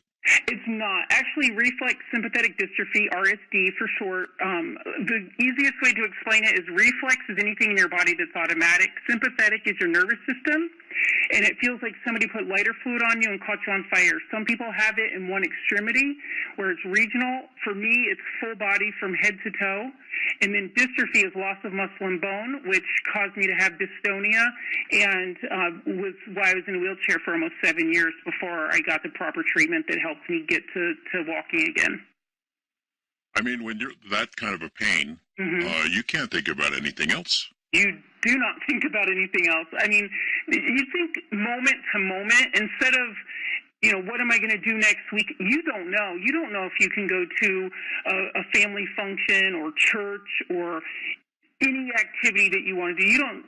Even reading a book, concentrating. One of the things that I do when I do my presentations is have people in the audience that don't have chronic pain put a clothespin on their finger while I'm speaking and ask them to keep it on as long as they can to see how long they can pay attention to me and follow what I'm saying in my presentation. And most of them take it off within 5 minutes.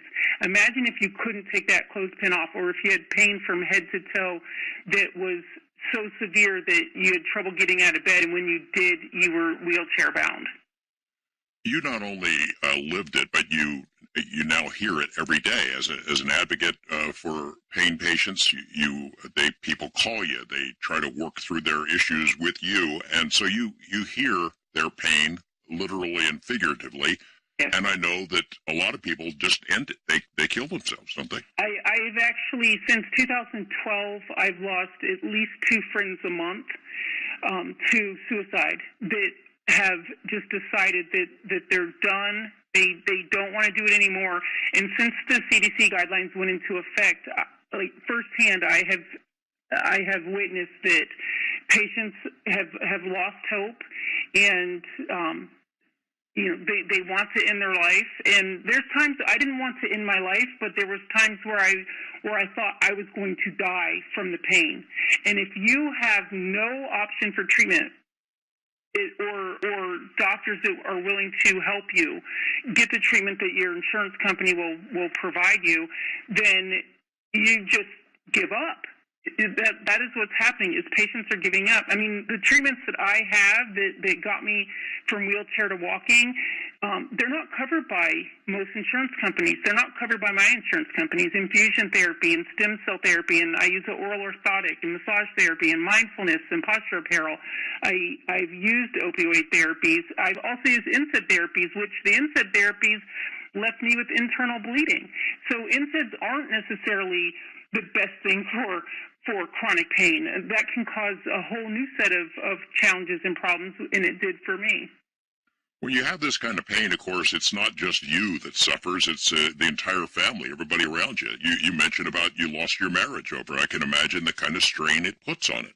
It absolutely affects every aspect in your life, financially, spiritually, physically, emotionally. It causes depression, and why wouldn't it? If you have a great life, you're living a life that you've built and put together for yourself, and all of a sudden you are struck by a disease that overwhelms you, and then secondary conditions develop out of that. I mean, I don't feel ill will towards my ex-husband. He literally couldn't take that I was in chronic pain. I was the breadwinner. I was the head coach at university. I owned my own cheer and dance training company, and he didn't. His whole life changed as well as mine. And, I do have a husband now, and I have built my life back, and my husband now is absolutely amazing, but he never knew me when I was fully able. He only met me after I was sick, so he didn't know what he was missing, and he still saw something great in me, even when I couldn't see something great in myself. So you went to dozens of doctors, and I know when you and I talked before, you told me a lot of them just size you up as soon as you come in. Oh, yeah, I can imagine these kind of cases are... In particular, he was a neurologist, and he walked in and he said, "I know what you're trying to do, and you're not going to get away with it." And he turned around and walked out. And then I ordered my medical records from this office visit, and he had a whole list of things that he says that he tested me for, and marked it all down as negative. And he never did the test that he had written in his medical records saying that he did. He just assumed that it was all in my head, which many of the providers thought it was all in my head, or they treated me for the one thing that was their specialty, and that was it. If they were a lung doctor, they only looked at my lungs. If they were a heart doctor, they only looked at my heart. And instead of looking at the big picture, and finally that 43rd doctor looked at all of my records, and at this point I have 8 3-inch binders of medical records of everything that I've been through with all the procedures that I've tried, and the $35,000 of physical therapy and cognitive behavioral therapy. And well, you can see how doctors would look at that, hear your story, and go, "This is too hard. This is just too hard." And now their hands are tied even more because I used to get calls as an advocate. I would get calls before the CDC guidelines went into effect from patients who were calling to help get assistance with navigating their insurance companies and getting access to massage therapy and chiropractics and other treatments that their insurance companies just didn't want to cover. Alternative treatments, as we call them, which should be first-line treatments, less invasive treatments. But now we get calls from patients daily, emails and phone calls daily from patients who are not even able to get life-giving medications that they've been on them for years, stable, with the exact same dose for years, not even able to get them anymore, and they just don't even know what to do. The types of calls that we're getting and the scared patients, that has increased, and it's no longer my insurance company won't cover alternative care. It's my doctor won't even prescribe me the care that I was able to receive for all these years that I've been on it. And they weren't an addict. They weren't doing anything wrong. They were following, many of the doctors are making them sign pain contracts. And we would say, don't worry, you got a pain contract, you're doing the right things. We think that prescription monitoring programs are great, and every state has a prescription monitoring program except for Missouri. We legislate for these things, and we advocate for them because for us, it was getting proper and timely access for patients. And since the CDC guidelines went into effect, insurance companies aren't covering any alternative treatments whatsoever. The doctors don't want to prescribe the opioid medication, and the patients are losing hope and feeling like they're losing the help. And the doctors that are still out there helping are being attacked by the DEA and state legislators and the whole opioid hysteria. And so it really has become a different issue and different challenges in the last 18 months. Well, as I said before, the addiction issue is real. There is a problem there, but there's that the picture that the public gets is so different. They don't hear about chronic pain patients, which is a much bigger population, and the agony that they're going through. Right. There's about 2.5 million addicts in the United States. There's 100 million adult Americans and about 25 million children in the United States. that are living with a chronic pain disease. There's over 150 different chronic pain diseases. So, and most of them are rare, that aren't known of. And so not known of by the public, not known of by the media, but also not known of by many of the providers. And so when we do have providers that are willing and able to help, they're just getting their hands tied with the treatment options that are on the table. Now we're changing what we're advocating for, and we're advocating for open access, right to try, for patients, for protection for the providers that are willing to help us. We want to live, we want to be productive in society, and we want to have access to life-giving medications, whatever that is between the provider and the patient. The treatments that work for me aren't necessarily right for the person next to me, and I don't take opioids every single day, but if I have a lactic acidosis flare, or I have kidney stones, or when my gallbladder died, I needed opioid therapy in addition to the treatments that I use on a daily basis that are not opioid based to get through my day. And I, along with millions of others, live moment to moment instead of a normal life like someone without chronic pain. I don't think the general public understands what you mean by these contracts either. The kinds of hoops that pain patients have to go through. Right. We're treated as addicts. We're treated as drug seekers. And I've gone into the hospital and had ER doctors fight in front of me because they, one wanted to help and the other one thought I was an addict. Like literally got in a yelling match in front of me to the point where hospital administration was called in. It really is affecting patients. Patients aren't wanting to go to the emergency rooms. They aren't wanting to go to pain management facilities where they're drug tested. And many of the drug tests are coming back with false positives, and the patient isn't even given a second choice to run a new drug test or do a hair analysis or whatever it is. You have to beg for it. I encourage the prescription monitoring programs.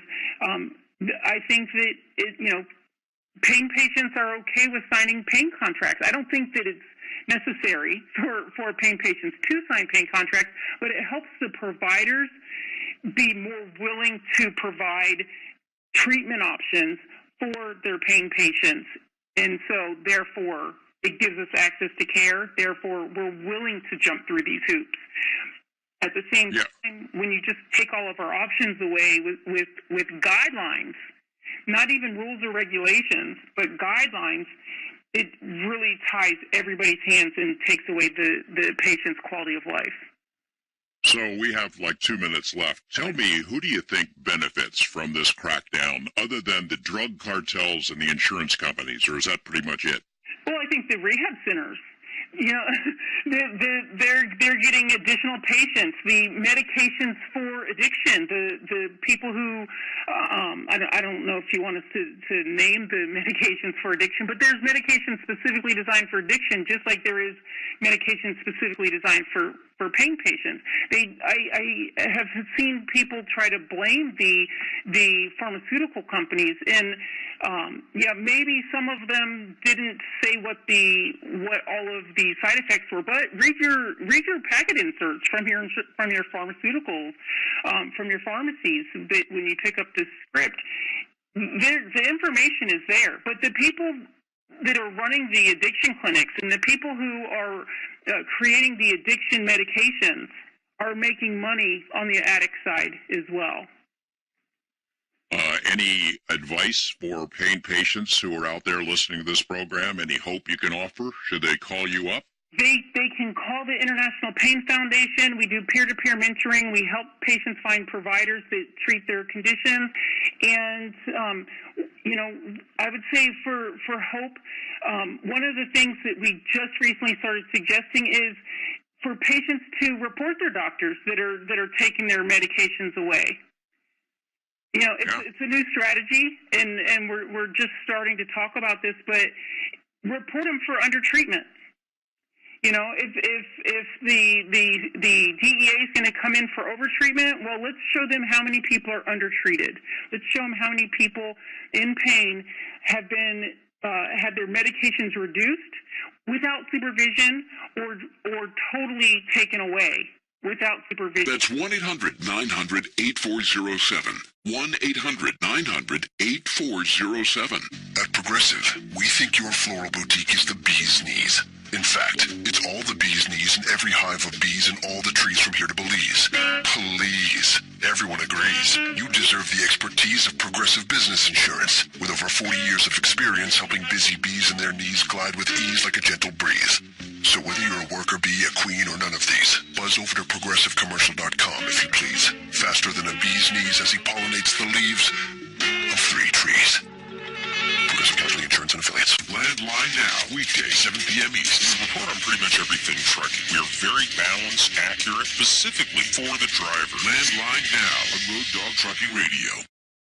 Road Dog Trucking News with Mark Willis. Hey drivers, one of the top stories, former Arrow Trucking Company executive James Douglas Doug Sticker is asking a judge to consider reducing his prison sentence, citing recent changes in the federal sentencing guidelines. Sticker has served about a quarter of his 90-month prison term after pleading guilty to conspiracy and tax evasion in February of 2015. If you recall, Sticker was CEO during the 2009 implosion of the Tulsa-based freight hauling company that he took over from his dad, who started the family business, who died in 2011.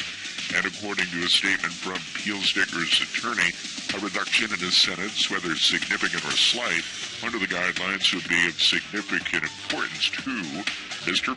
Sticker. I'm Mark Willis right here on the Road Dog.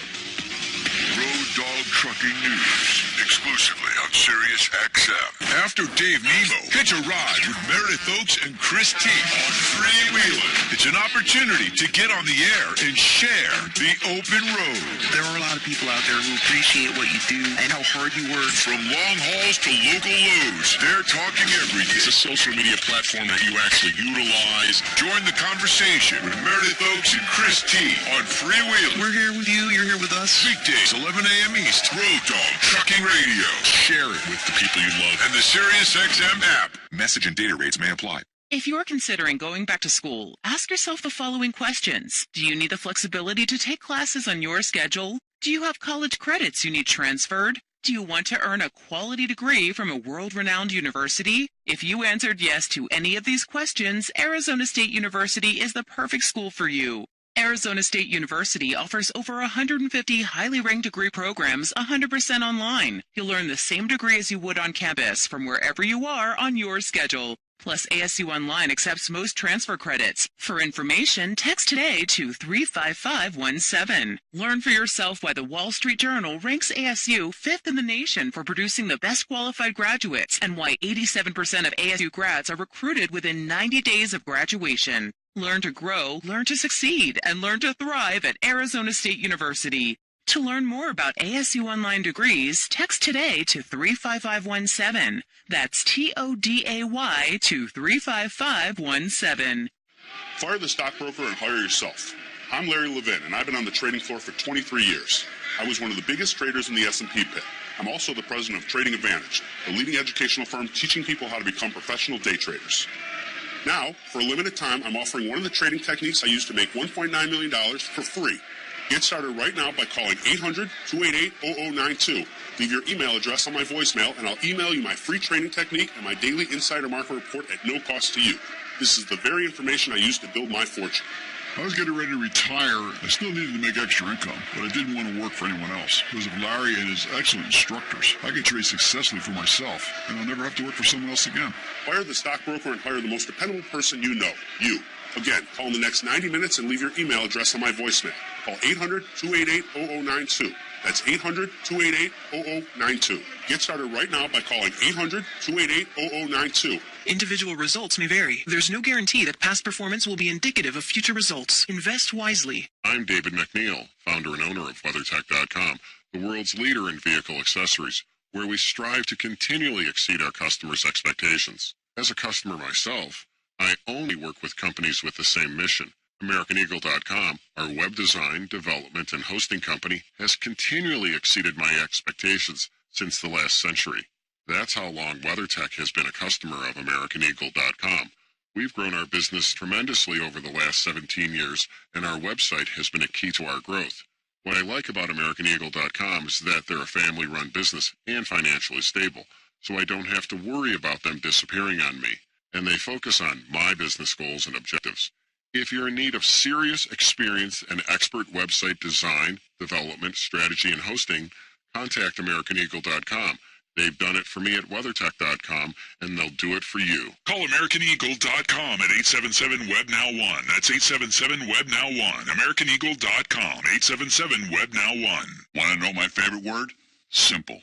It's how I run my life. Wear the same work boots every day? Simple. Have the same lunch? Simple. Take the same route to work? Simple. But sometimes my job gets complicated. That's why I use Grainger. No matter what issues the job throws at me, Grainger keeps things simple. Online ordering? Simple. Managing my inventory? Simple. And if something pops up, Grainger's got my back with 24/7 customer support. Simple as that. Call, click Grainger.com or stop by. Grainger, for the ones who get it done. Jeff Eno, Weather Channel with an interstate weather update. And areas west Sierra seeing some winter weather advisories. We'll carry those into Monday. Also some high wind warnings, northeastern California, parts of western Nevada, and into southern Oregon. Also some wind issues into portions of Montana and Wyoming. Into western New York, some lakeshore flooding and also winter weather advisories. And we have seen some snow up towards I-95. A little bit of rain also mixing in there into the northeast. And as we make our way into areas around I-87, I-89, also seeing some of the snow into that part of the country, into the northeast. 91 may see a little slick weather also. There's something wrong with the world today. I don't know what it is. Make our way out west. Something's wrong with our eyes. Some of the rain along I-5. It's moving things in a different way. God knows it ain't his. It sure ain't no surprise. We're living on the edge. Living on the edge.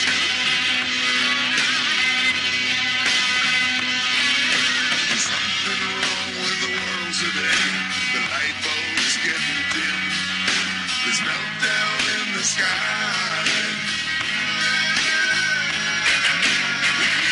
Judge a wise man by the color of his skin. Unless they are a better man than I. Living on the edge, you can't let yourself fall. Living on the edge, you can't help yourself. Living on the edge, you can't stop yourself. Living on the edge.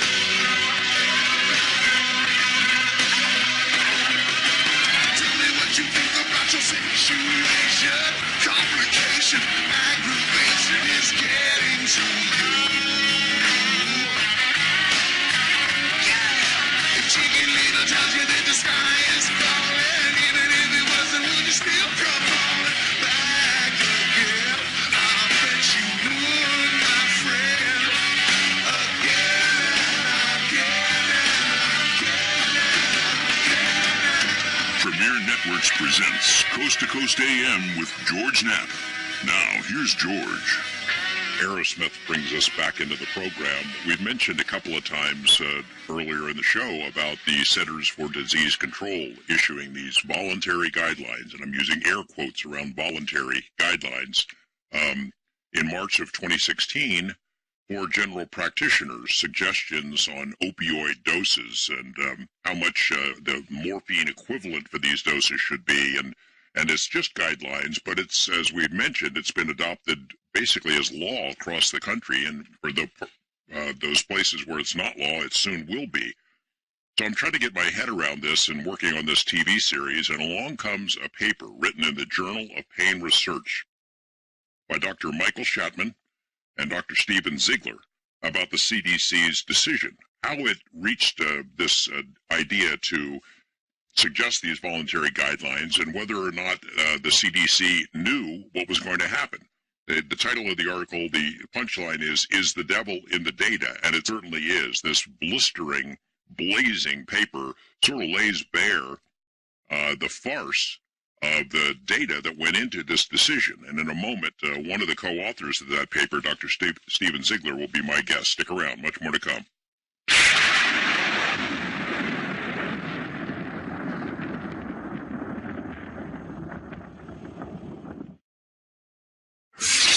Hey girl, have you done something new with your scales? Using new moisturizer? Nice. It really brings out the hazel in your eyes.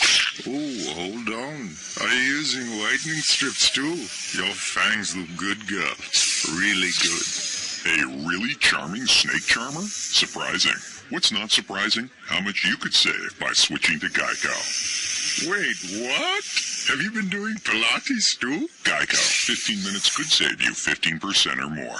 Lumber Liquidators is slashing prices on their most popular floors so you can get exclusive Black Friday weekend deals like 50% off Brazilian cherry waterproof wood look tile, 50% off Bellawood dark Caspian chestnut pre-finished hardwood, 32% off water-resistant laminate like Tuscan Fusion maple, plus more deals at your local store and special financing. The Yellow and Black Friday flooring sale ends Tuesday. Visit your local Lumber Liquidators or lumberliquidators.com today. Message and data rates may apply. If you're considering going back to school, ask yourself the following questions. Do you need the flexibility to take classes on your schedule? Do you have college credits you need transferred? Do you want to earn a quality degree from a world-renowned university? If you answered yes to any of these questions, Arizona State University is the perfect school for you. Arizona State University offers over 150 highly ranked degree programs 100% online. You'll learn the same degree as you would on campus from wherever you are on your schedule. Plus, ASU Online accepts most transfer credits. For information, text NOW to 35517. Learn for yourself why the Wall Street Journal ranks ASU 5th in the nation for producing the best qualified graduates and why 87% of ASU grads are recruited within 90 days of graduation. Learn to grow, learn to succeed, and learn to thrive at Arizona State University. To learn more about ASU online degrees, text NOW to 35517. That's NOW to 35517.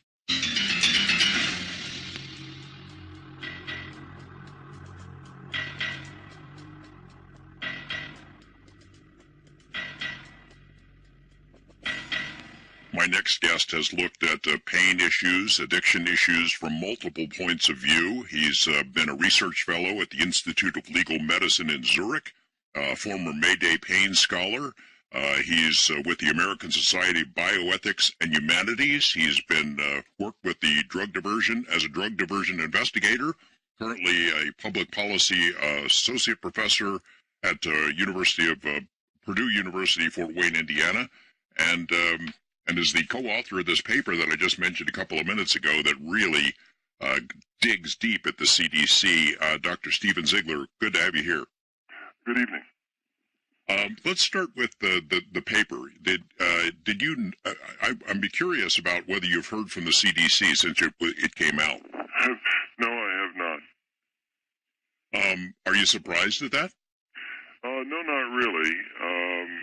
They're a federal agency.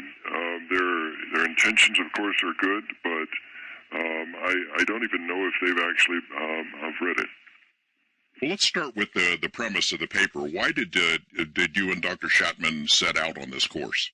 Well, originally it was the paper stemmed from our keynote address. We were the keynote speakers at Pain Week this past September, and from that we created this commentary raising our concerns about the conflation of data, the opioid crisis, and about how really the devil is in the details, if not in the data. And so there's an awful lot of confusion concerning opioids, particularly when we talk about opioids. Which opioids are we speaking of? Are we speaking about illicit opioids such as heroin and counterfeit fentanyl? Or are we talking about prescription pain medication that is prescribed for people to take? The first issue you raise about CDC's voluntary guidelines is how they were developed. They were developed in secrecy, right? Yes. The thing is that the CDC, their focus, although 100 million people is estimated suffer from chronic pain in the United States, the CDC decided to take it upon themselves to take an active role in developing guidelines for the prescribing of prescription pain medication. And so the confusing thing that stemmed from this was that why was the CDC involved in this because essentially they want to be able to prevent overdoses. And what they should have done is that they should have invited a variety of stakeholders to participate from the very beginning. But unfortunately, their core expert group was actually secret. No one knew who it comprised until the identities were leaked later. I mean, the CDC was taking on a good project, but they should have really reached out to a variety of stakeholders instead of maintaining the secrecy, which then ultimately led to people wondering if they should accept what the CDC had come up with because of this limited participation initially. I'm looking at a letter sent by members of Congress, 6 members of Congress. They were seeking information. Hey, what are you guys up to? We've been hearing your meeting behind closed doors. We'd like to know what's going on. And even at that, they balked at releasing information about who's on their panel. Yes. And in fact, it was later on down the line when they came up with the draft of the guidelines, right, jumping ahead a bit, is that they really did not seek active input from individuals as to that draft. And at that stage, they were only providing like a 24-hour window of opportunity to comment on the draft guidelines that did not even appear on their website. And so ultimately, there was certainly a dust-up, and eventually the CDC caved and decided to open it up to public comment, which is something they should have done earlier. Well, they opened it up to public comment for 24 hours, and then Congress had to force them to open it up for 30 days, right? That's correct. Well, the Congress provided them certainly that pressure, is that initially it was for a 24-hour period, but they had so many technical difficulties because the only way that you could see the actual guidelines is to get a ticket, so to speak, to an online internet webinar.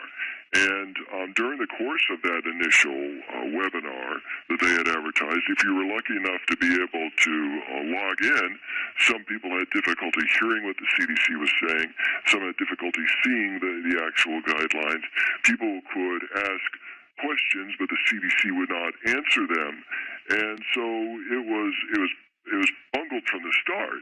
And so as a result of these technical challenges, they opened it up for not just 24 hours, yet they repeated it again the next day.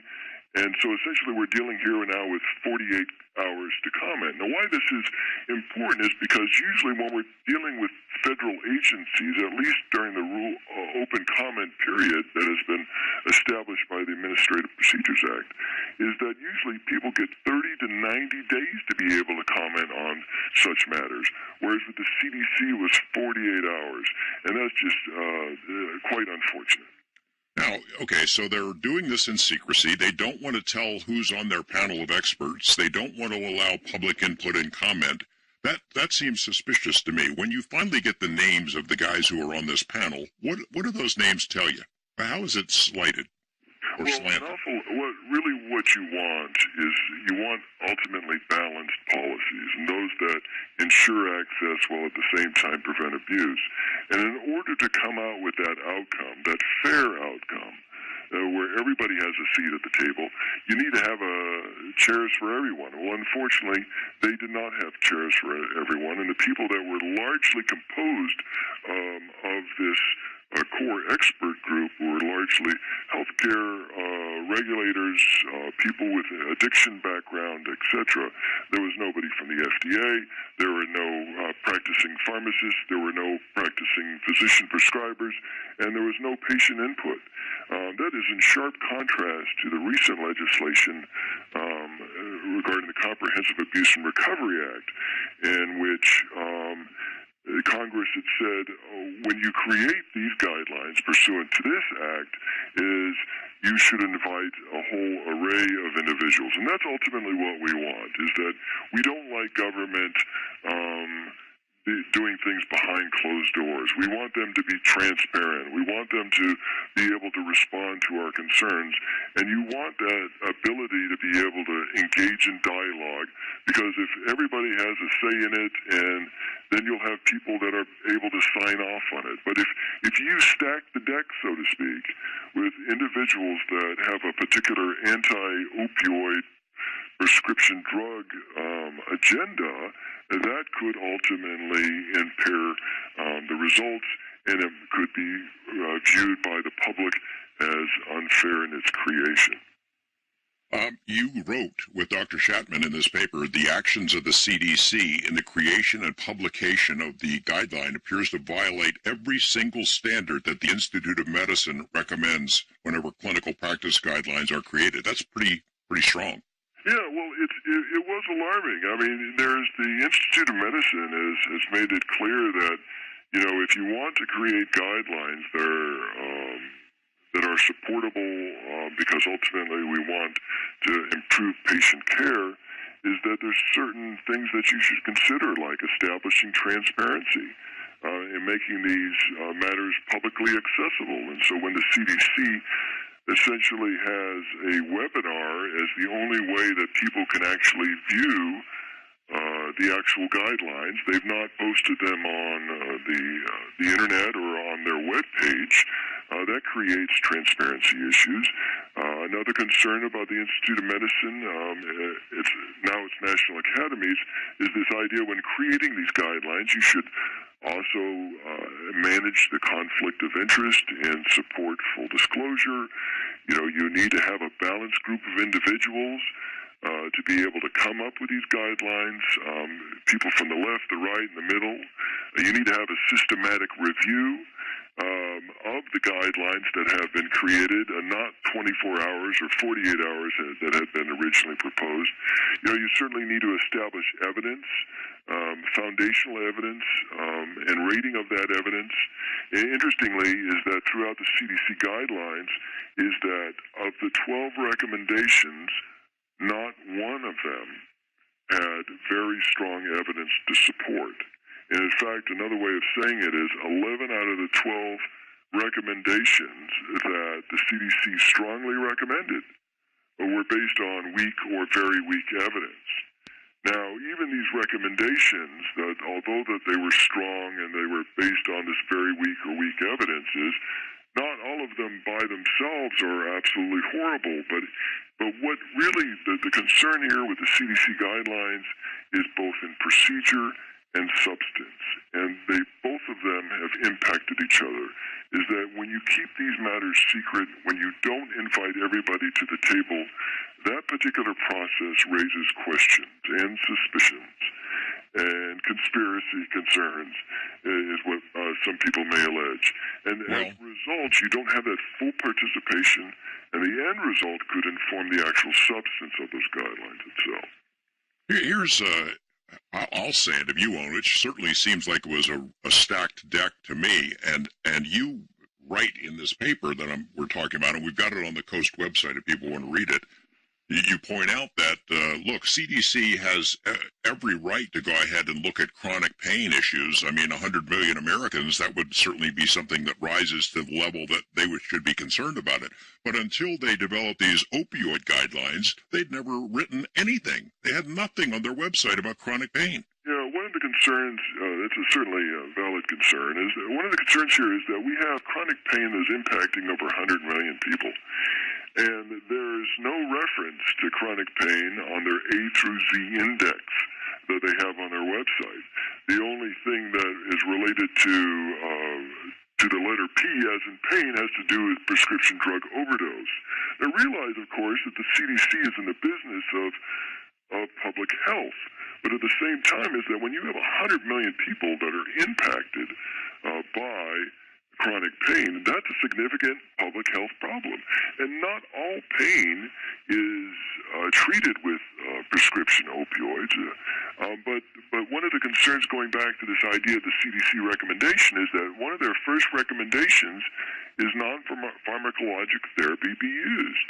Well, they're essentially suggesting something other than drugs. Well, that's a great idea in theory, but what about in practice? I mean, if you don't have insurance companies that are reimbursing for alternative approaches that are best for that particular patient, because we don't have a one-size-fits-all situation when treating pain, is that you're essentially denying of coverage is denial of care. So it's a great idea to come up with, to recommend non-pharmacologic therapy, but what non-pharmacologic therapy exists, works for that individual patient, and is reimbursable through insurance.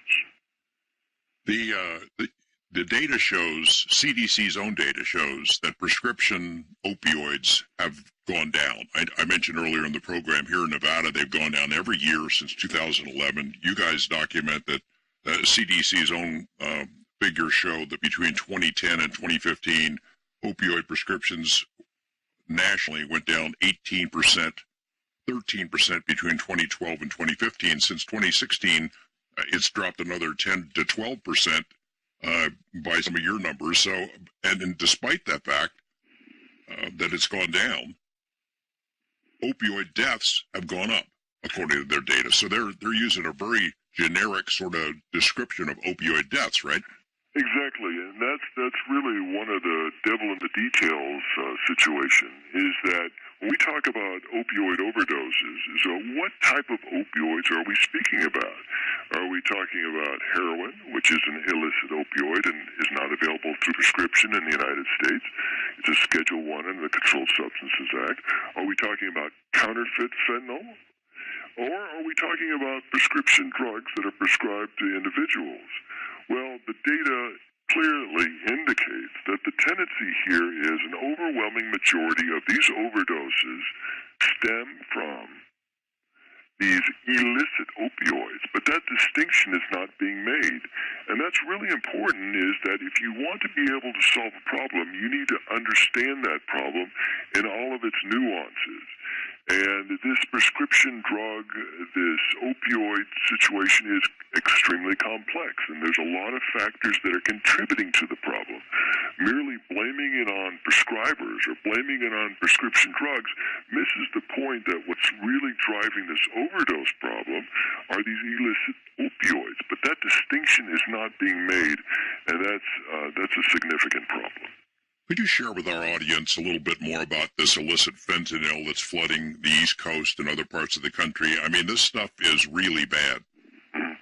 Well, it's what it stems from is it's sometimes referred to as bootleg. It's coming in through either Mexico or China, and it represents this black box, so to speak, is that it is really difficult to be able to get a handle on where all of these opioids are coming from, licit and illicit. And one of the challenges is that when we talk about overdose deaths, is that it brings up an issue as a scientist myself, is that this idea of accurate measurement. And we don't live in a world in which everything is CSI. That's it on TV, but that's not reality. We have medical examiners and we have coroners throughout the United States. There's a lack of system associated with it. They've recognized it is in need of reform. In fact, Frontline, you could find it on the internet. Frontline did an expose, so to speak, of the coroner medical examiner model called postmortem. Recognize that in some coroner institutions, you might have a person that's bagging groceries one day and determining cause of death the next. Now, determining cause of death is a challenge in and of itself, because of are we talking about, is this truly an opioid death? Are we saying that opioids were involved? Well, what opioids were involved? Are we accurately measuring the type of opioid? Are we dealing with prescription opioids? And so it's really hard to be able to define, but unfortunately what happens is that all this data is being conflated, whether intentionally or unintentionally, and they're saying, look at these increases in opioid deaths. Well, what opioids are you talking about, and how are you measuring that, and how are you determining cause of death? Because you need to dig into the details, and that's where the problem can be found. You and Dr. Shatman got some data, some recent data from Massachusetts. 82% of the fentanyl deaths over a 6-month period, 2014 to 2015, were likely due to illicit fentanyl. I know that also it's been written that, the typical person who dies of a, quote, opioid death has 6 substances in their blood, right? Yes. Yes, what we're dealing with is one of the contributing factors associated with overdose is this notion of polypharmacy or polysubstance abuse. Is that when we're talking about these overdose deaths, we're not dealing with legitimate pain patients that are being managed properly and taking their medication. Is that what's happening is that there's individuals that, for a variety of reasons, could be mixing their medications. They could be taking alcohol with their medication, which is dangerous, and that they could be mixing heroin as well, supplementing their opioids, their prescription opioids, and it may not even be their prescription opioids. So there's a variety of sources, a variety of contributors to that, and polypharmacy and polysubstance abuse are significant. We're talking with Dr. Steven Ziegler about the CDC's voluntary guidelines. When we come back, we'll talk about some of the impact of that. It's hit the chronic pain patients really hard, has had drastic effects on their lives, and a lot of them have just decided to end their lives as a result of being cut off from medications that kept them going. We'll be back with more Coast to Coast AM and open up the phone lines a little bit so get some of your calls and comments as well. Yes, she'll tell you she's an orphan after you meet her family.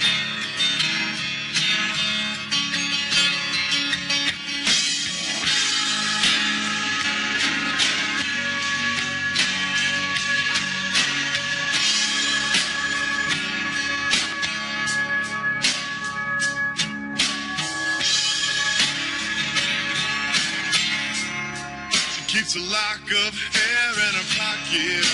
SiriusXM has a lot of places dedicated to talking about pro sports. But when you want to talk about the college game, it's nice to know you can go off campus with me, Mark Packer. We let you celebrate after a big win and drown your sorrows after your school falls short. And I'll interview the biggest names in the game. College sports always comes first when you go off campus with me, Mark Packer. Weekdays at 4 Eastern, ESPNU Radio, SiriusXM 84, and on the SiriusXM app. Hi everyone, Peter Manning here. If you're a not-so-tall guy or one of the 30 million men in the U.S. who stand 5 feet 8 inches or under, then listen up. Tired of wearing baggy, oversized clothes, never finding your size, or having to take everything to the tailor? I was too. So I started Peter Manning NYC, where we make clothes for the not-so-tall guy. You see, pants shouldn't bunch up at your ankles, shirts shouldn't hang down to your knees, and jacket sleeves shouldn't cover your hands. Our clothes are specifically designed to fit you right out of the box. No more baggy pants, no more pirate arms, and no more tailor tacks. Wearing proper fitting clothes will make you feel good and look great. I guarantee it. It's changing a lot of lives, and it'll change your life too. Check us out at petermanningnyc.com and see for yourself. Use code RADIO at checkout for 20% off your first order and discover great fit. That's petermanningnyc.com and use code RADIO for 20% off. Not available in all states. Hey, Carl, how is it you're always golfing? I thought you owned a business. I own a Reese and Irby's robot franchise, Bob. Robots? What do they do? They serve 7 flavors of delicious frozen yogurt in just 60 seconds with a choice of 6 tasty toppings. I've got robots in malls, movie theaters, and hospitals, and the franchisor secured these locations for me. Sounds so easy. Yep, managing my robots is simple. Each takes about 2 hours of maintenance a week, leaving me plenty of time to practice my short game. Oh, nice shot. Looks like I need to get some Reese and Irvy's robots. Easiest employees you'll ever have. Just go to FroyoFranchising.com. Reese and Irvy's will supply everything you need. They even secure you high-traffic locations. Hey, where are you going? To learn more about a Reese and Irvy's franchise opportunity. To learn more about your Reese and Irvy's Froyo robot franchise opportunity, go now to FroyoFranchising.com and use promo code 3131. FroyoFranchising.com, promo code 3131. That's FroyoFranchising.com, promo code 3131. Rigmaster Power is the ultimate standalone APU. With its low maintenance cost, great ROI, lightweight design, easy component access, and tough construction, Rigmaster's self-contained power, independent from your truck system, is enough to get you all over the place. Rigmaster's powerful HVAC systems have even mastered the rough terrain of the Australian outback. And with a $300 Rigmaster rebate available, there's no better time than now to get one. Go to rigmasterpower.com to find out more. I'm Jeff Eno from the Weather Channel with an interstate weather update, seeing some of the winter weather advisories that will carry on into Monday. That's going to be in upstate New York and also some lakeshore flooding. And, of course, we have seen some of the high wind warnings into portions of California, into Nevada, and then also through the Sierra. We have seen the winter weather advisories that will also, again, carry on into our Monday. Now, we are going to be seeing some of the snow out west, of course, so obviously we have to talk about I-80 when we are talking about the Sierra into California, and so careful travels if you are headed in that direction as we make our way through the latter part of the day and on into the nighttime hours. We are seeing some of the rain, for the most part, above I-80, and then rain continuing up towards I-90 as you make your way into parts of Washington and also 84 in Oregon. I'm Jeff Eno with custom weather for drivers, twice an hour on the road dog, Sirius XM 146, and on the Sirius XM app. M.com.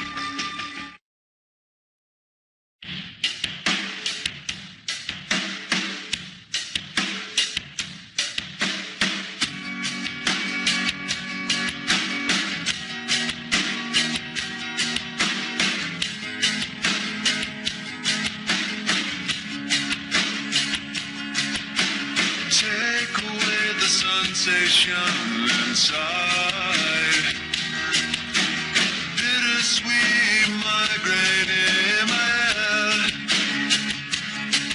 It's like a throbbing toothache of the mind. I can't take this feeling anymore.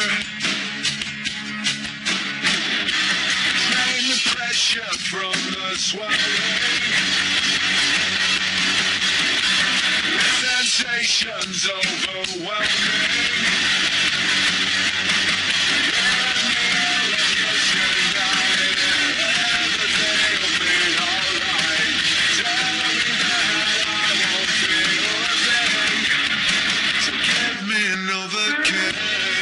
To talk to George Knapp, call the Wildcard line at 818-501-4109. The first-time caller line is 818-501-4721. To talk toll-free from east of the Rockies, call 800-825-5033. From west of the Rockies toll-free, call 800-618-8255. This is Coast to Coast AM with George Knapp. Green Day brings us back into the program, song called Give Me Novocaine. We're talking about opioid deaths, that generic category of that's supposedly an epidemic. And I know when we started working on our series, the TV series, we wanted to know how many there were in Clark County. So we got the records from the coroner's office and took a look at each one of these supposed deaths caused by opioids. They're listed as opioid related, and every one of them, I'm not going to say 100%, but almost every one of them had multiple substances there, methamphetamine, cocaine, alcohol, marijuana, in addition to fentanyl, heroin, methadone, morphine, as well as underlying physical conditions, cirrhosis of the liver, heart problems, all kinds of things.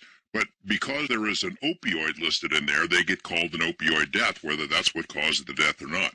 That kind of reasoning is what went into this CDC report, the paper we're talking about with Dr. Steven Ziegler. When we come back, I have a couple more questions about the effects of this policy, the CDC policy that's become, in effect, law, what it's done to pain patients, and then we'll take a couple of your calls as well. Much more to come here on Coast to Coast AM.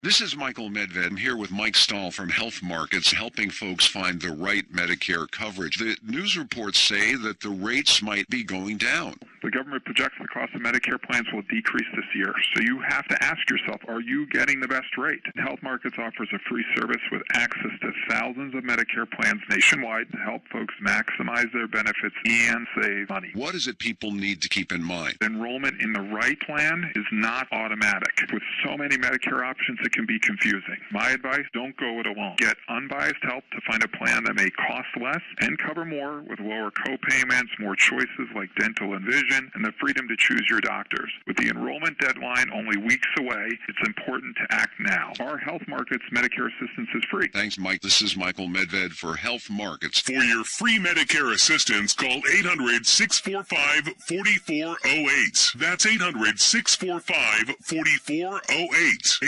800-645-4408. Ever had an obstructed view at a show or an event? This is so amazing. What's so amazing? I can't see around this concrete column. That's what it's like relying on checking your credit to protect you from identity theft. You get a limited view. She looks beautiful. Who looks beautiful? You might detect credit changes, but you can miss threats, like someone getting an online payday loan in your name or selling your personal information on the dark web. Did you see that? See what? The concrete? With LifeLock, you can see more. We use proprietary technology to detect a range of identity threats, and if you have a problem, a U.S.-based identity restoration specialist will work to fix it. No one can prevent all identity theft or monitor all transactions at all businesses, but LifeLock can alert you to threats you could miss. Told you this was worth seeing. You are killing me. Memberships start at $9.99 a month plus applicable taxes. Now get 10% off. Go to LifeLock.com and enter promo code NEWS. That's promo code NEWS. LifeLock. More detection, more protection.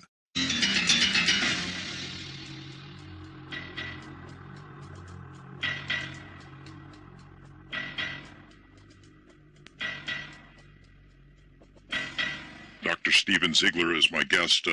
Stephen, you've written about the ethics of what's going on across the country, the effects of the CDC's voluntary guidelines. In effect, doctors are abandoning their patients. And I've heard from so many pain patients who say their doctors have essentially told them, maybe sometimes in these exact words, my medical license is more important than your pain. And, you know, I can understand that. They can't help anyone if they lose their license, but that's really a harsh thing. As a guy who writes about medical ethics, what do you say to that? Well, there certainly is an awful lot of hysteria going around in regards to the opioid crisis. And one wonders that if the illicit opioids are what is driving the overdose rate, if we start focusing and continued scrutiny of prescribers, getting them to reduce their prescribing or doing involuntary tapers of dose, that kind of ignores the elephant in the room that it's illicit opioids that are driving this problem. Now, there's certainly stories of which I've had physicians come up and speak with me during conferences. They were in a group practice, and the group practice said, we'd like for you to continue with our practice, but you're no longer going to be able to prescribe, you're no longer going to be treating chronic pain. Nothing against you, but in this current environment, it's too scary for us. And it's interestingly is that this opioid crisis stemming from both illicit substances, it illustrates the very stress and the problems associated with our own healthcare system. And it's something that also cannot be ignored. And so what we have here is we have physicians who are getting out of the practice of medicine, who are misinterpreting the CDC guidelines that are merely recommendations. I have seen posters that patients have photographed at clinics saying that we're going to taper people down until they meet the CDC guideline. And it just raises these concerns because across the United States, what's happening is that each state is starting to explore its own slight variation of the CDC guidelines as it relates to dosage thresholds. And it's something I can talk about more if you'd like. Sure. But they're at, for example, is that one of the first states was Washington State to establish this idea of a dosage threshold. Is once a chronic pain patient reaches a particular dosage, a daily dosage, it counted the number of pills and you convert it to morphine equivalency, which is its own problem, is that once you achieve this particular dosage threshold, a certain action has to be taken. Now, in Washington State, it's 120 milligrams morphine equivalency. And once that dosage is reached, that triggers the necessity of a pain consultation. Now, that in and of itself is not a bad thing, but realize that the unanswered question is, how are you going to be able to pay for that pain consultation, number one? And number two is that if there's only about 3,000 or 4,000 pain consultants in the United States, how are you going to be able to get all those consultations? Well, of course, there's certainly exceptions which exist under that state, but Washington, for example, established this 120. Other states are looking at 80, others at 90. And in fact, a recent state in the East Coast mandated that all patients be tapered down, their medications, their daily dosage medications reduced to 100 milligrams morphine equivalency per day. And the number of people impacted in that particular law that was established would be some 16 to 17,000 people in the state. Well, a last-minute emergency measure by the legislature, what they did was essentially clarify the meaning of the palliative care exception that could include chronic pain patients. So you have this across the United States as these policymakers are grabbing these dosage thresholds without considering what some of the unintended consequences are. And I spoke to one state official in Washington, D.C. He or she said, not revealing identity, was of the opinion that the reason why the states are adopting these dosage triggers or these thresholds is because they're so easy.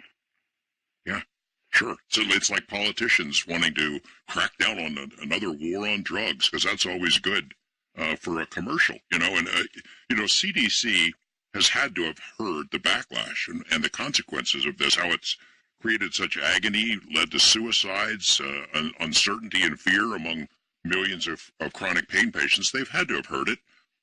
I just wonder if they knew that these voluntary guidelines would eventually be adopted by so many states. And when you look at, as you said earlier, there's very little evidence for their recommendations. There's like no evidence for a morphine dose equivalent and no evidence that forced tapering would work, is there? Yeah, and the thing is it recognizes is that this idea of forced tapering has been raised, and the concern here, and we have prescribers opting out of pain treatment, but that kind of is, why are we tapering people who are being managed properly on their opioid therapy when we are aware, like in Massachusetts, where over 80% of these overdoses are stemming from illicit substances.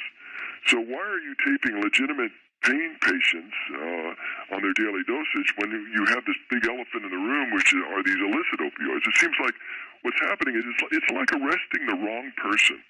You know, if you've got 5 suspects and you only arrest one of them, that means that you've got 4 others still on the loose. And the concern is that what we need is that, of course, we should consider and find ways to reduce misuse and abuse of prescription opioids. But we also have to recognize the contribution of illicit opioids in this mess, and we can't come up with a one-size-fits-all. And on the one hand is that we're saying, and the recommendations of the Opioid Commission is that let's increase this idea of treatment for substance use disorder. That's great. Well, at the same time, one particular party is trying to undermine the Affordable Care Act. Well, how are these people going to get the treatment if you're going to eliminate the Affordable Care Act? It would be a concern. And then another suggestion is that what about the expansion of Medicaid? You expand Medicaid in a particular state, and that increases access to health care services. And certainly addiction could be one of those health care services. But it just seems like it is counterintuitive to this idea. At one hand is we want people to get into treatment would be a good thing, but then on the other hand is we're saying, well, we're not going to be able to provide you the means to pay for that particular treatment. So that can be frustrating. I go back one more question to CDC. They've had to have heard the backlash, but there's been no statement from them. They haven't given out any advisory opinions or, hey, we didn't mean for that to be adopted as law. Why not? Well, they have actually. They've had a PR firm that said that there's indications that these are having unintended impacts, and but as far as we know, CDC has taken no steps to updating these particular guidelines, and in fact, the Institute of Medicine one of the standards when we are dealing with clinical guidelines is this idea of updating information. And if you find out that people are misinterpreting, whether these state legislators, etc., is that you need to take steps to clarify these things. And the thing is that the CDC came up with a good idea of this idea of establishing some type of guidelines, but where it really fell apart is that they did not invite everybody to the table. They had a particular agenda, and it's just unfortunate. It was just a great opportunity that I think was lost, and a lot of people are hurting as a result. Yeah, it's not only unfortunate, it's fatal for some chronic pain patients. We'll take a couple of calls. East of the Rockies, Daniel in Nashville. Hi, Daniel. Hey, Mr. Knapp, how are you? Listen, I'd just like to say that people like me that have had to work hard in factories for the most part have really broken our backs, and we're really using our bodies as fulcrums, essentially, for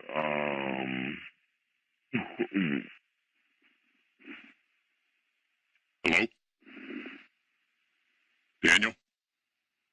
All right, we lost Daniel. I'll tell you what, let me ask you this. Big picture, people like Daniel who've worked their whole lives and become chronic pain patients, the opioids help them cope, help them go to work. What happens when they take that away? I mean, is anybody look at the big picture of suddenly millions of people having to go on disability? Well, there's not only that, but here's the other side of the coin with that, is that when people are not receiving their appropriate therapy, whatever that intervention might be, they're still going to have that pain. And if they're not being properly managed for their pain, they're going to seek some other type of means to self-medicate. And as a result, with our idea of we wanting to reduce abuse and misuse, by taking away a particular strategy or intervention that's actually working and managing the patient well, they reduce their pain and improve their function, they're going to find some other way to manage their pain. And that might be with the use of illicit substances. That might be with the use of alcohol. And all of these things, in the end, might actually create more harm because of this self-medication protocol that they're engaging in. I know that a lot of people, since we've been working on the pain management issues, that people would ask, what about marijuana as an alternative? And there are some folks for whom that works. They've told me about it. But for a chronic pain patient, that becomes problematic because if you sign a contract, you have to pee in a jar, take tests. That could get you tossed off your regular meds. Yes, the idea, we know what. The big question is what outcome are we trying to achieve? What we want, whether it be with opioids or some other intervention, what we want to be able to do is improve people's lives, reduce their suffering, improve their function.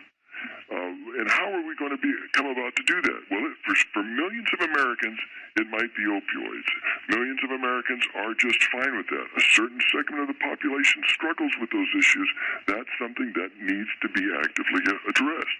Now, one other alternative is this idea of perhaps marijuana might actually work for some people. Now, it has its own controversies, and some policymakers will say, no, we're not even going to talk about marijuana. Well, if we want to have this in-depth discussion about having these positive outcomes of people not developing substance abuse disorders, we want their pain treated and managed, is that we should have these discussions of these problematic areas, such as marijuana. Marijuana may be the answer. Marijuana may not be the answer. But to take it out of the realm of discussion is actually quite harmful. We're going to go to Patty in Seattle, Washington on the wild card line. Hi, Patty. Hi, George. Hi, Stephen. I want to say I am so grateful that you're doing this show. I'm a chronic pain patient, last 14 years, and I felt so alone with this. I was recently tapered off for 6 weeks of 90 milligrams of morphine, dismissed from my pain clinic without any reason. I was never given it verbally or in writing, and I don't know what happened. I didn't violate my pain contract or anything, but it caused me to go into full-blown withdrawals. And I can't even tell you. I'm 65 years old, and I'm telling you, putting a 65-year-old woman through morphine withdrawals is outrageously cruel. And I feel I'm so angry. I'm in pain right now. And what I wanted you to do, Stephen, in particular, is describe the difference between physical dependence and addiction. Because people who are addicts, they get high on it. All I ever did was get tired on it when I first started it. And there is a big difference in distinguishing those two. Patty, let's, Stephen is not a medical doctor, but I think he could probably tackle that question. Sure. We've got this idea of addiction, and that's separate from this idea of dependence and withdrawal, is that when you have a particular drug and you no longer have access to that drug that you've grown accustomed to, you will start developing withdrawal symptoms. That illustrates this existence of a particular dependence on the drug, but dependence is not addiction. Think of it in the terms of coffee, is that if you have 2 cups of coffee a day, and the next morning you don't have your coffee, what's going to happen? You're going to develop a headache. You're going to be irritable. You know, you are going through you're exhibiting signs of withdrawal. That does not mean that you are addicted to caffeine, but when you remove that particular drug from the body that has established a presence with that, it displays these symptoms of withdrawal and it's the flip side of the coin is it's dependence, but that is not addiction. And so a lot of times this idea of dependence and withdrawal and tolerance are all labeled as addiction, and they're not, is that our bodies adjust over time to chemicals and substances such as coffee, and we develop a tolerance to the point that 1 cup may not work, so we're going to have 2, but that does not mean addiction. Or in my case, I'm on about 9 today so far. Is there any hope for the pain patients who are listening to this program tonight? There is. These are difficult times for people in pain in many ways. The question then becomes, well, what can they do?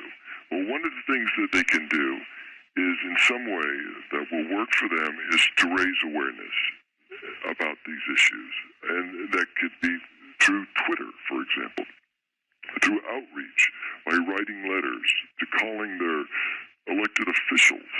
And what we ultimately want in the end are balanced policies.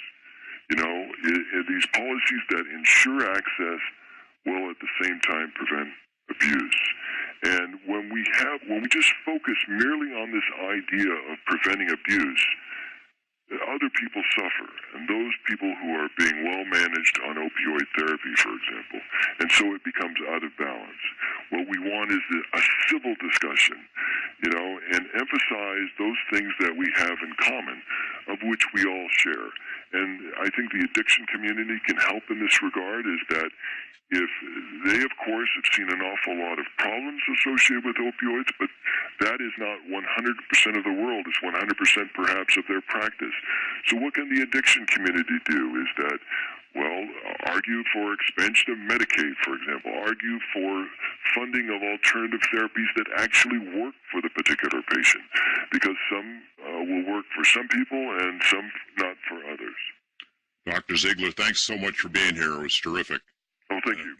And we have links to your work and your paper as well. And then we also have a link we're going to be putting up of how people can comment and send comments and suggestions and input to the federal government. I think it's the FDA that's looking into these issues. We'll be back. One more segment to go, and we'll take more of your calls and questions and comments here on Coast to Coast AM as we look at the road ahead for opioid patients.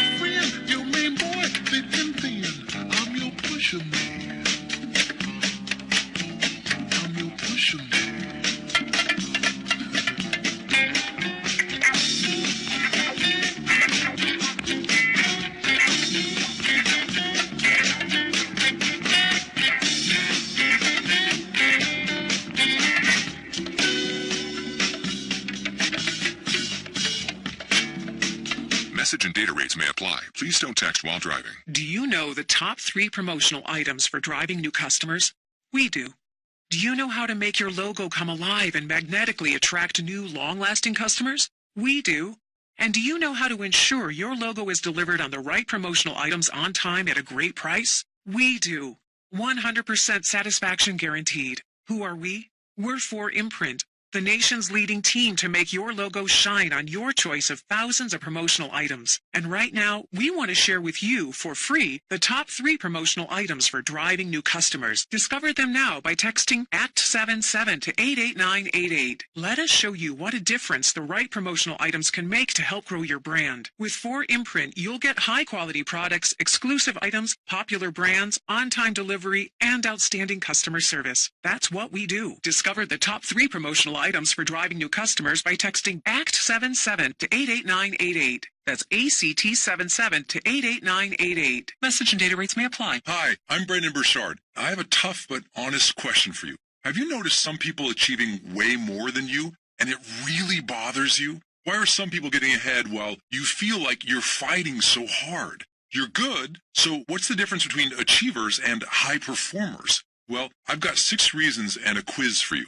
Text the word change to 642-642 right now and get a copy of my new book, High Performance Habits, and I'll give you a free $97 assessment. You'll get 6 scores that pinpoint why you struggle and exactly which new habits you should adopt right now. I spent 20 years studying high performers. My new book, High Performance Habits, reveals the difference between doing okay and living an extraordinary life. Text CHANGE to 642-642 to get my new book and take the free $97 performance assessment. High Performance Habits. That's my new book. You'll love it. New habits, new you. That's CHANGE to 642-642. Road Dog Trucking Radio. Our favorite color, chrome. Road Dog Trucking Radio, Sirius XM 146. Or listen on the Sirius XM app. Road Dog Trucking News. Mark Gardner's one of the top stories. U.S. staff their parade totaled $94.4 billion, as 3 out of the 5 major transportation modes carried more freight by value with the North American Free Trade Agreement partners Canada and Mexico in September of this year, as compared to September of last year, according to the Transborder Freight data released by the Department of Transportation. The 3.6% rise from September of 2016 is the 11th consecutive month in which the year-over-year value in current dollars of U.S. NAFTA freight increased from the same month of the previous year. Trucks carried 64.3% of U.S. NAFTA freight and continue to be the most utilized mode for moving goods to and from both U.S. NAFTA partners. I'm Mark Willis on the Road Dog. Road Dog Trucking News, exclusively on Sirius XM. Tim Ridley, a former driver who gets and understands the life of the professional driver. I get the phone call, I just listen. Join a community of drivers helping each other get through some of the long, lonely miles. Share some of the laughter, some of the things you laughed about. A former driver sharing his wisdom in life and the industry. You can help yourself get through certain situations. The Tim Ridley Show, weekdays, 5 a.m. East. Get involved on Road Dog Trucking Radio and everywhere on the Sirius XM app. Cancellation fee may apply, subject to eligibility. Not available in Alaska, Missouri, and Washington. Waiting period and deductible apply. Coverage provided and administered by Warranty Corporation or its affiliates, not affiliated with any manufacturer or dealership. Visit tocowarranty.com for complete terms and conditions. Attention, all U.S. drivers. Do you own a vehicle with less than 175,000 miles, with a manufacturer's warranty about to expire or no warranty coverage at all? In order to save drivers big money on future covered auto repair costs, Toco Warranty is proud to offer an affordable vehicle repair protection plan that can save you big off vehicle repair costs. Those who qualify will have all future covered auto repair bills paid directly to the repair shop. That means you can keep your hard-earned cash when something covered breaks. You can pick your plan, even repair shop, roadside service, towing, and rental car benefits are included, giving you complete protection. All this at a fraction of what you'd pay out of pocket. Call now for your free 5-minute quote. Call 800-263-0281, 800-263-0281, 800-263-0281. Truck drivers, thank you. This is Craig Harper, Chief Operations Officer with JB Hunt Transport. I hope those 2 simple words adequately express our gratitude for the tough job you do, not just during Truck Driver Appreciation, but over the entire year. At JB Hunt, Truck Driver Appreciation is a time for our drivers and our office employees to come together and enjoy cookouts and family and music park days and other celebrations. It's a time to step away from day to day and to simply say thank you. For your continued work to move the goods America needs, we thank you. For your attention to safety on the roadways, we thank you. And for your dedication to on-time deliveries and superior customer service, we thank you. For every mile driven, we thank you. If you're a truck driver looking for a carrier who appreciates you, connect with us at drivejbhunt.com. Search current openings and chat with us online. Visit drivejbhunt.com. Again, that's drivejbhunt.com. Message and data rates may apply. Warning. Texting while driving is illegal just about everywhere. So if you want to take advantage of a life-changing LASIK offer, pull over when you can, because a special opportunity is just one text away. The LASIK Vision Institute is offering absolutely free evaluations and dramatically low prices on high-quality LASIK. Text the keyword CLEAR22 to 350350 to get the benefit of FDA-approved LASIK technology that gives the majority of patients 20/20 vision for a fraction of what others charge. Text to schedule your free appointment to see if LASIK is right for you. When you text CLEAR22 to 350350, you'll also get an extra 20% discount off our already low-cost services. We've already performed over 1 million procedures. Today, it's your turn. Discover how you can get the quality LASIK experience you've always wanted for a fraction of what others charge. This great offer is just a text away. Text CLEAR22 to 350350. That's CLEAR22 to 350350. The backyard's looking great, Rob. Thanks, man. I was planning on adding a deck, too. Know any good contractors? Why don't you just ask Home Advisor? Home what? HomeAdvisor.com. You just tell them about your project and they match you with local pros that can do the job. Nice. Now, how much does it cost? Oh, HomeAdvisor's totally free to use. Plus, you can read customer reviews, check pricing, and book appointments for free. What's the website again? HomeAdvisor.com. Or just download the free HomeAdvisor app. HomeAdvisor. Javino Weather Channel with an interstate weather update. And areas west, Sierra, seeing some winter weather advisories. We'll carry those into Monday. Also some high wind warnings, northeastern California, parts of western Nevada, and into southern Oregon. Also some wind issues into portions of Montana and Wyoming. Into western New York, some lakeshore flooding and also winter weather advisories. And we have seen some snow up towards I-95. A little bit of rain also mixing in there into the northeast. And as we make our way into areas around I-87, I-89, also seeing some of the snow into that part of the country, into the northeast. 91 may see a little slick weather also as we make our way throughout our Sunday. Spotty snow showers also kind of east of I-81. As we make our way out west, of course, that is where the primary activity is, with some of the rain along I-5, Northern California, all the way up into Washington. I'm Jeff Eno with Custom Weather for Drivers, twice an hour on the Road Dog, Sirius XM 146, and on the Sirius XM app.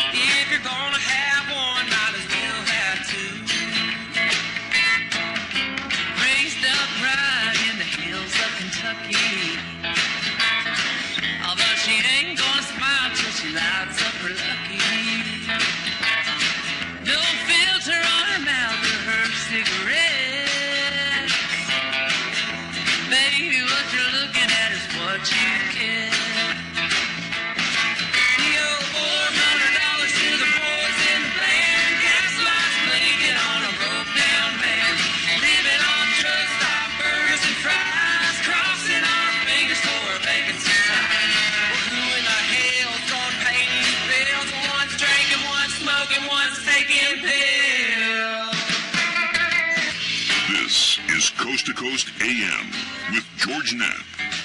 That's a story about life on the road for this country trio, the Pistol Annies. That album's a lot of fun. We're talking about opioid issues, the opioid epidemic, the crisis, and the effects of the Center for Disease Control supposedly voluntary guidelines enacted in 2016, now in effect in law across the country. What are pain patients supposed to do? Some of them have taken their own lives. Many are living in agony. Many are fearful of what the future holds.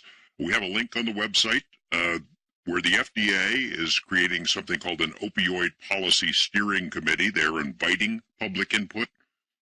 So if you're concerned about what the future holds, you might want to log in there and share your comments and opinions with the FDA as they put together opioid policy for the future, because it certainly can't be much worse than what the CDC has done. In a moment, we're going to get into the effects on chronic pain patients across the country with my next guest, Richard Red Lawhorn, PhD, a writer, research analyst, patient advocate, website moderator for chronic pain patients, families, and physicians. His wife and daughter are chronic pain patients. He spent 21 years writing about these issues, and he's my guest when we come back.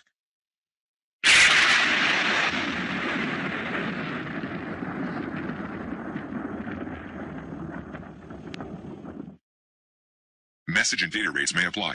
If you're considering going back to school, ask yourself the following questions. Do you need the flexibility to take classes on your schedule? Do you have college credits you need transferred? Do you want to earn a quality degree from a world-renowned university? If you answered yes to any of these questions, Arizona State University is the perfect school for you. Arizona State University offers over 150 highly ranked degree programs 100% online. You'll learn the same degree as you would on campus from wherever you are on your schedule. Plus, ASU Online accepts most transfer credits. For information, text NOW to 35517. Learn for yourself why the Wall Street Journal ranks ASU 5th in the nation for producing the best qualified graduates and why 87% of ASU grads are recruited within 90 days of graduation. Learn to grow, learn to succeed, and learn to thrive at Arizona State University. To learn more about ASU online degrees, text NOW to 35517.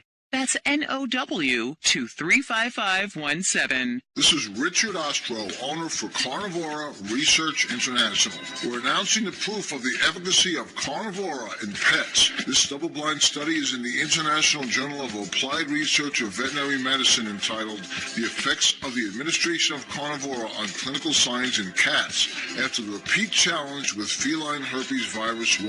The clinical results of this study is that 75% of the cats had no longer showed signs of their immune condition. This is fantastic news. It is being peer-reviewed in an international journal. A double-blind study to commence shortly will include cats and dogs. We'd like to thank Michael Lappin, DVM, for his undying assistance. We're also looking forward to the study with people in the United States. That's Carnivora, C-A-R-N-I-V-O-R-A,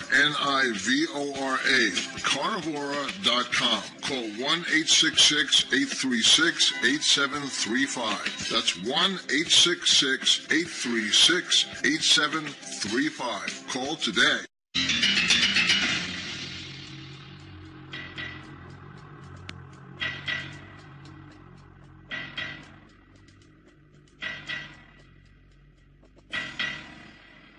A moment ago, Richard Red Lawhorn has been dealing with chronic pain issues in his family for more than 20 years. He's helped co-found ATIP, Alliance for the Treatment of Intractable Pain. Red, welcome to the program. Yes, good morning. Is there a reason for hope? I mean, I don't know if you heard the earlier segments, but Dr. Ziegler had felt that there might be room for improvement here. Is there hope in your household?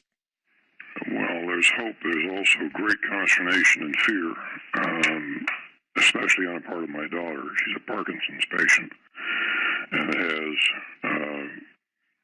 ongoing pain issues along with everything else that goes with Parkinson's. What I think I'm seeing is a very mixed picture at this point. I was just briefly overhearing a few of the call-ins from your previous segment, and the lady who is facing such personal agony at this point, I think, is probably fairly representative. I work in social media just about every day, and for me that means Facebook and a few other places. And in that environment, what I see is reports of people dying of suicide every week. I see reports of people who have gone through surgery and been denied any kind of opioid in favor of Tylenol, and I'm not exaggerating here. What we have is a picture in which suicides, I believe, although I don't believe CDC is collecting the statistics, the suicides due to denial of pain relief are at least in the hundreds in the last year. And I mean at least. It's very hard to know what the topside number is. I've talked myself, personally, person to person, with two people whose husbands suicided because they were discharged by doctors who didn't refer them and wouldn't refer them, or who referred them to resources that would not, in fact, entertain them as patients. I've talked with patients who have basically made plans to suicide because they don't see any way out. And contrasted against that, as your last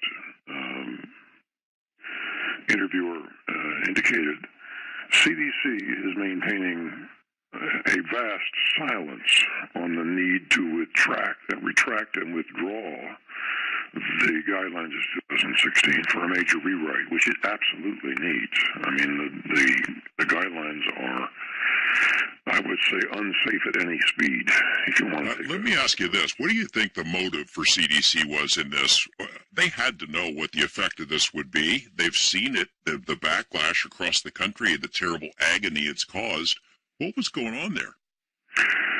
I think, and this is one of those places where I want to be careful not to sound like a conspiracy theorist. You're in the right place. No, you're in the right place. Go ahead. Well, okay.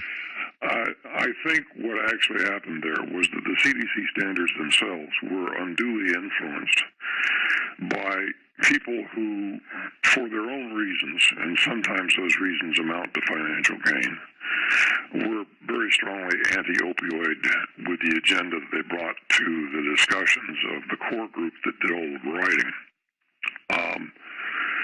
In fact, the whole process the CDC used was invalid. They violated their own standards of research when they did the literature searches to address the questions of just, what are the risks and the benefits of opioids.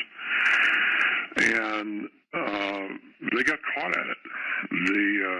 They did research which literally doesn't stand up to any reasonable scrutiny. And I think it was Princeton, as a matter of fact, published a rather scathing review, and there have been a number of other scathing reviews of what actually happened in the CDC process. One organization I believe you've had mentioned earlier in the show was the Physicians for Responsible Opioid Prescription.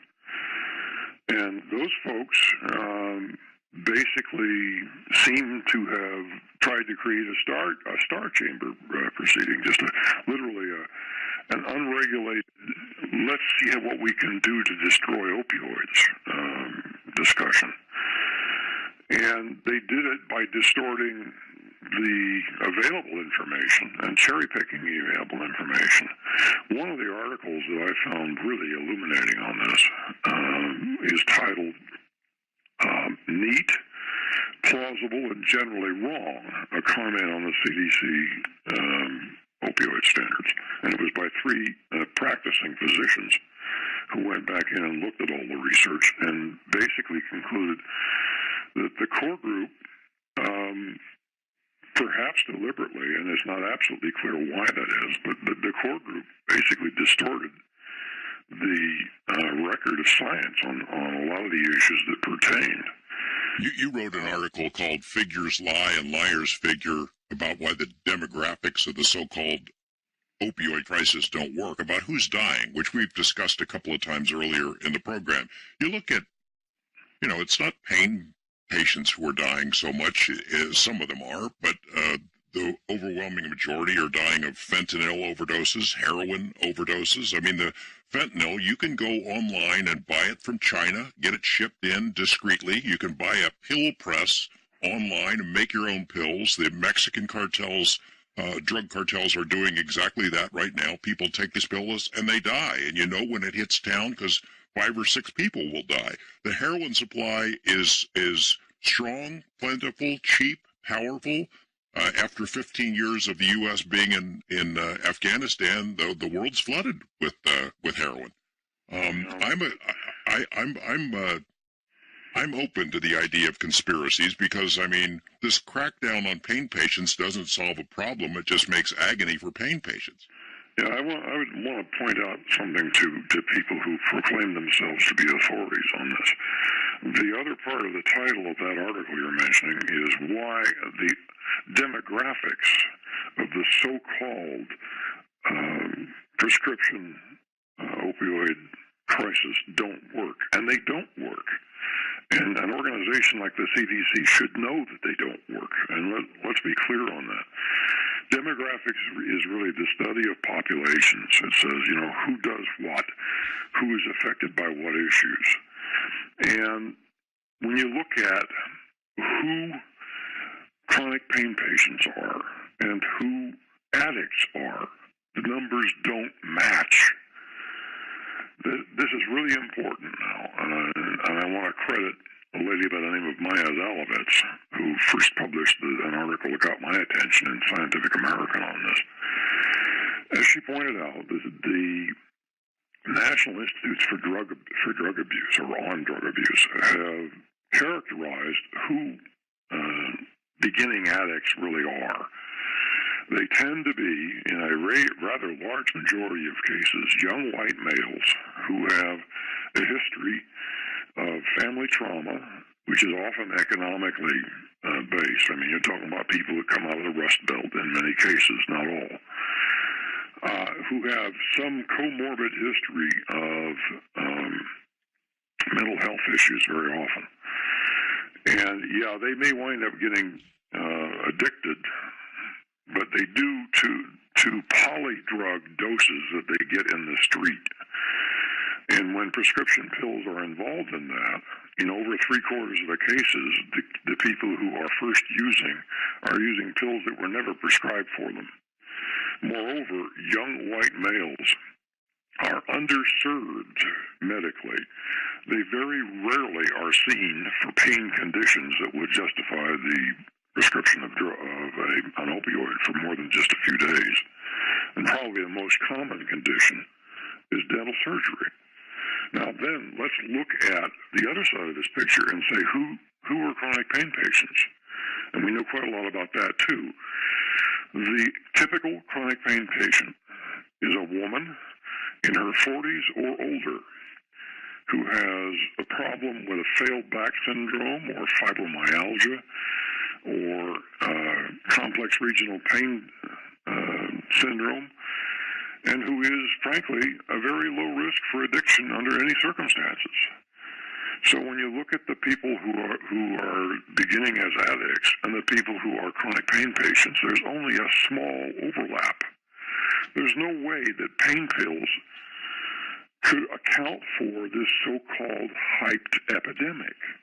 I think, as a matter of fact, your previous interviewer, Josh Bloom, may have remarked that when you look at numbers like 60,000, which is all drug-related deaths, whether an opioid is involved or not, and you boil the numbers down, it may wind up being, even though it's a tragedy for the people that are involved, it may be that out of 60,000, maybe 6,000 to 10,000 actually have had an opioid prescription and have died as a result of either mixing it with something else, very often anti-anxiety pills, or taking alcohol with it. And you got a hyped epidemic that really isn't an epidemic and never was. And the people who are hyping these figures all too often have an interest in seeing a reduction of the costs of insurance companies. And that one is a really troubling statistic when you get down to it. So, I mean, yeah, it boils down to who benefits. Liars figure and figures lie. Right. It's because they do, and they are. And the CDC has not come to terms with that. They have not commented at all on the conflicts in these numbers, and they need to. Well, I agree with you. I have other questions, but we've had some people hanging on the phones for a long time. First-time caller Rose in Seattle. In Washington State, there's a lot of pain patients have problems up there. Hi, Rose. Hi there. Yeah, I wanted to correct one thing that one of the previous speakers mentioned. It's true that Washington State passed restrictions about opioid prescribing at 120 morphine equivalent units back in 2009, but the state legislature passed a new bill this year, and they're currently in the progress of lowering that restriction, that limit, down to match this faulty CDC guidelines to 90 milligrams. So we're at further risk here in Washington State of an even more restrictive policy that is already negatively affecting pain patients everywhere, like myself.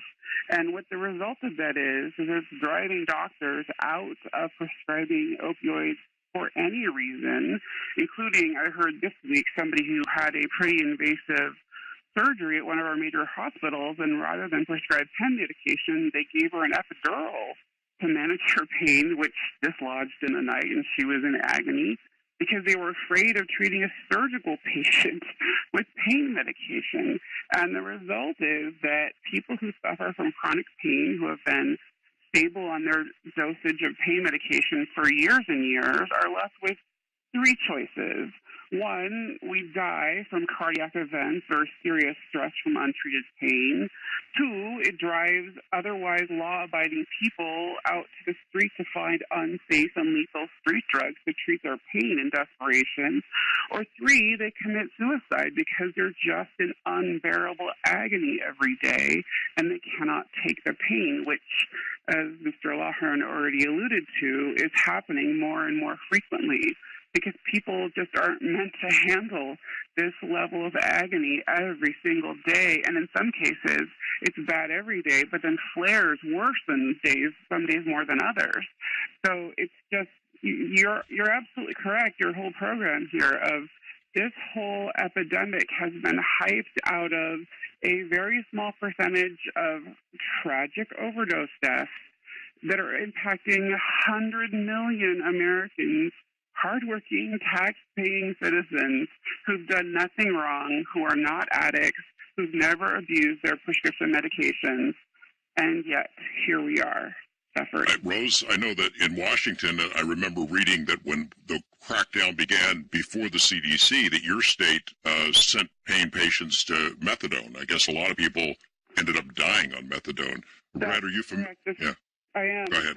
The Seattle Times actually did a piece that won a Pulitzer Prize on this, actually, because the state of Washington had, for their super low-income residents, they had the state health insurance for low-income people, and they mandated the formulary that for pain, they only would use methadone because it's far cheaper than any of the other drugs. But it's far more deadly because it metabolizes so inconsistently compared to other drugs.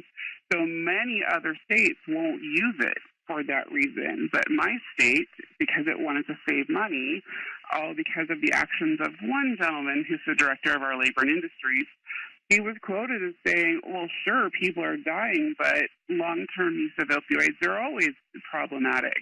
But when he was pressed to say, yeah, but methadone is killing more of our poor residents than any other drug and in higher numbers, and we have the data to prove it, he had no good answer. So the Seattle Times did a great piece, I believe it was in 2011, that you can find if you just search for Seattle Times methadone, because when you win the Pulitzer, you talk about it. Rose, let me get Red in here to comment. I guess, Red, that the story that Rose is telling us from Washington is something that sounds familiar to you. Oh, it sounds very familiar. I believe right now the number of states that one way or another are imposing opioid limits is up above 18. Maine is one of the worst. I'm hearing a lot from that side, too. You know, there's another interesting stat that's a part of the same picture here. You know, we keep hearing about a prescription opioid crisis. There isn't any. When the state of Massachusetts tried to do a trace between people who had died in overdose and their state prescription database. This was published in the Boston Globe, I think in December of 2015. They found that only 8% of people who died of an overdose actually had a current prescription. And that's out of, over 1,000 people. That's a figure which, if it was duplicated in other states, I can just about guarantee you'd see the same picture. Now, Washington is particularly a problem because they're trying to become the first state that outright outlaws opioids. And there just is no medical excuse. There's no medical reason for forcing someone to taper down from a medication on which they have been stable and are functioning at a higher quality of life than they could possibly have without it. But that's happening all over America. Well, I'm wondering, what this is bigger than just chronic pain patients. When you have Washington State outlawing opioids, the total use, what happens to surgery patients? They're not chronic pain patients. You should go in for surgery. What do you do for pain? Well, a lot of them are going to become chronic pain patients as a consequence of being denied medication for a condition that will become progressive. Because people who are denied appropriate treatment after surgery may develop other pain-related disorders. And Rose mentioned cardiac arrest. That is a substantially higher risk after surgery when pain is not appropriately treated. We're going to see stats on that soon. There's another article that I think is extremely helpful in this regard. It was published by the Stat News Group, which is, again, an organ of the Boston Globe. And the title of the article is "A Civil War Over Painkillers Rips Apart the Medical Community and Puts Patients in Fear." It was published in January of this year, and Stat News has left the comments open ever since. And there are hundreds of reports from patients who have been forced off of medications that used to work for them. There are hundreds of reports from patients who have had a family member severely disabled because of a refusal to prescribe opioids for chronic pain. We're talking about chronic pain issues with Red Lawhern, and John Lennon takes us into the break. We'll be back with more from Red, and as well as your calls and comments in our final segment of Coast to Coast AM. Can't see no future. Can't see no sky. My feet are so heavy. So is my head. I wish I was a baby. I wish I was dead. Kentucky has got me on the run.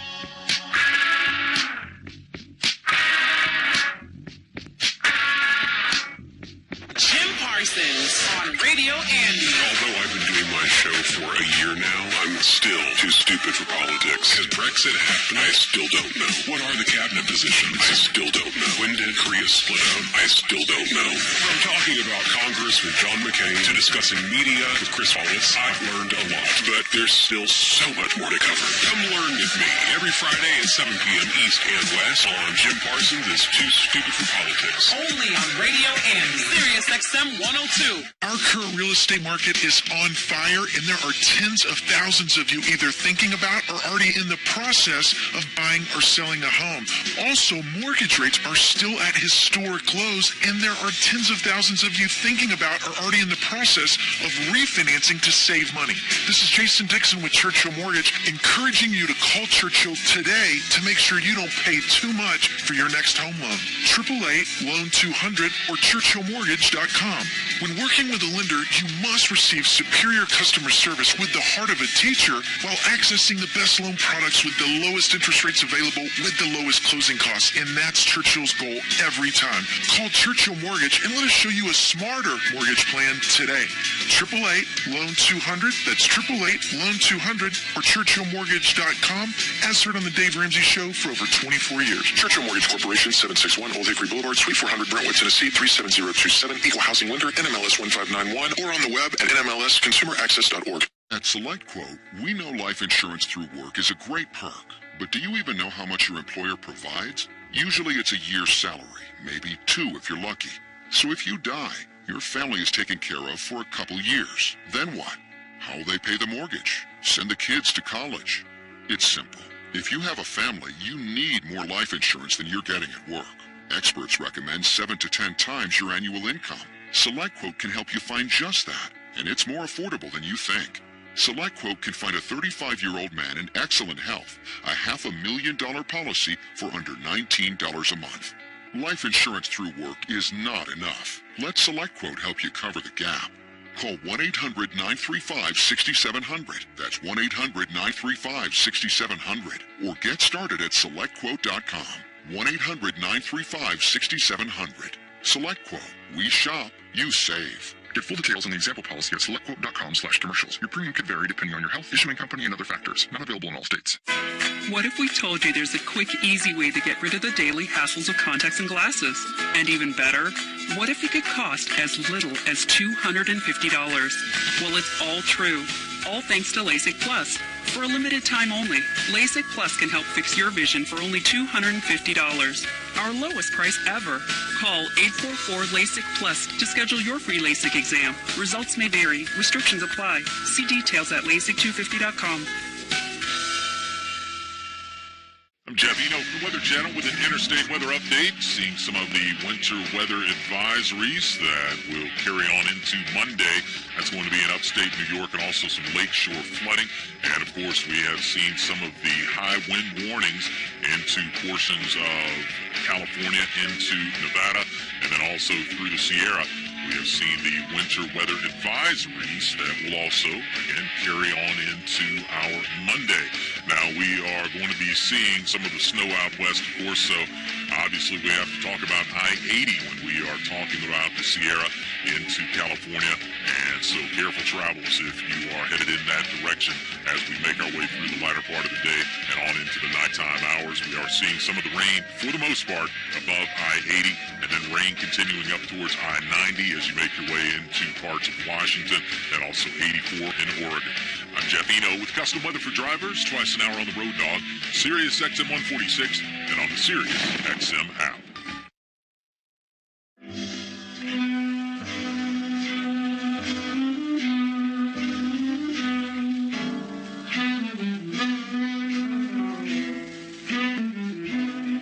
Them that's got shall get, them that's not shall lose. So the Bible said, and it still is news.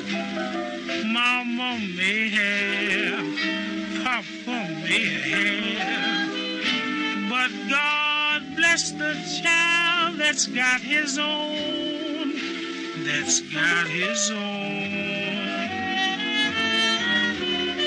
To talk to George Knapp, call the Wildcard line at 818-501-4109. The first-time caller line is 818-501-4721. To talk toll-free from east of the Rockies, call 800-825-5033. From west of the Rockies toll-free, call 800-618-8255. This is Coast to Coast AM with George Knapp.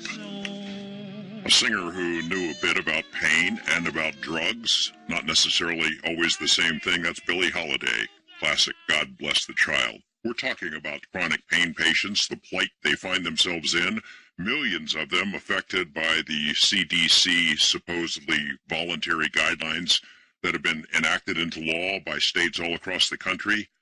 Forced tapering, so millions of people cut off from opioids medications altogether. Others just cut in half or by 2/3. It's had drastic effects on people's lives. I think I've heard from something like 2,000 emails and letters since we started working on these stories. And the reports from chronic pain patients across the board are pretty much the same. People living in agony and fear, some of them not living at all. They've taken their own lives. It's drastic. And you have to wonder, is there anything that people can do, that chronic pain patients and their families, that people who care about them can do? I'm going to ask my guest, Dr. Red Lawhern, about that, ideas for organizing or lawsuits or whatever it might take in our final segment of Coast to Coast AM.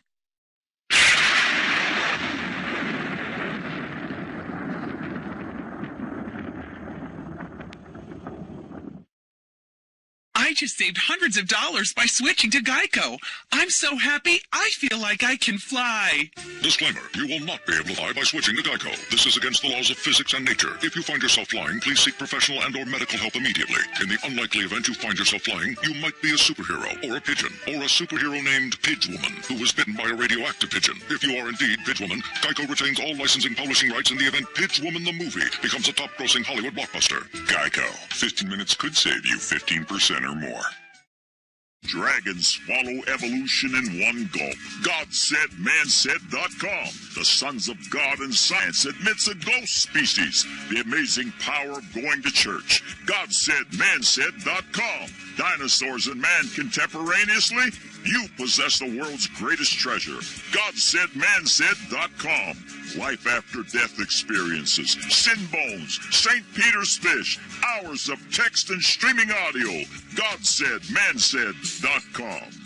This is Michael Medved. I'm here with Mike Stahl from Health Markets, helping folks find the right Medicare coverage. The news reports say that the rates might be going down. The government projects the cost of Medicare plans will decrease this year. So you have to ask yourself, are you getting the best rate? Health Markets offers a free service with access to thousands of Medicare plans nationwide to help folks maximize their benefits and save money. What is it people need to keep in mind? Enrollment in the right plan is not automatic. With so many Medicare options, it can be confusing. My advice, don't go it alone. Get unbiased help to find a plan that may cost less and cover more with lower co-payments, more choices like dental and vision, and the freedom to choose your doctors. With the enrollment deadline only weeks away, it's important to act now. Our Health Markets Medicare assistance is free. Thanks, Mike. This is Michael Medved for Health Markets. For your free Medicare assistance, call 800-645-4408. That's 800-645-4408. 800-645-4408.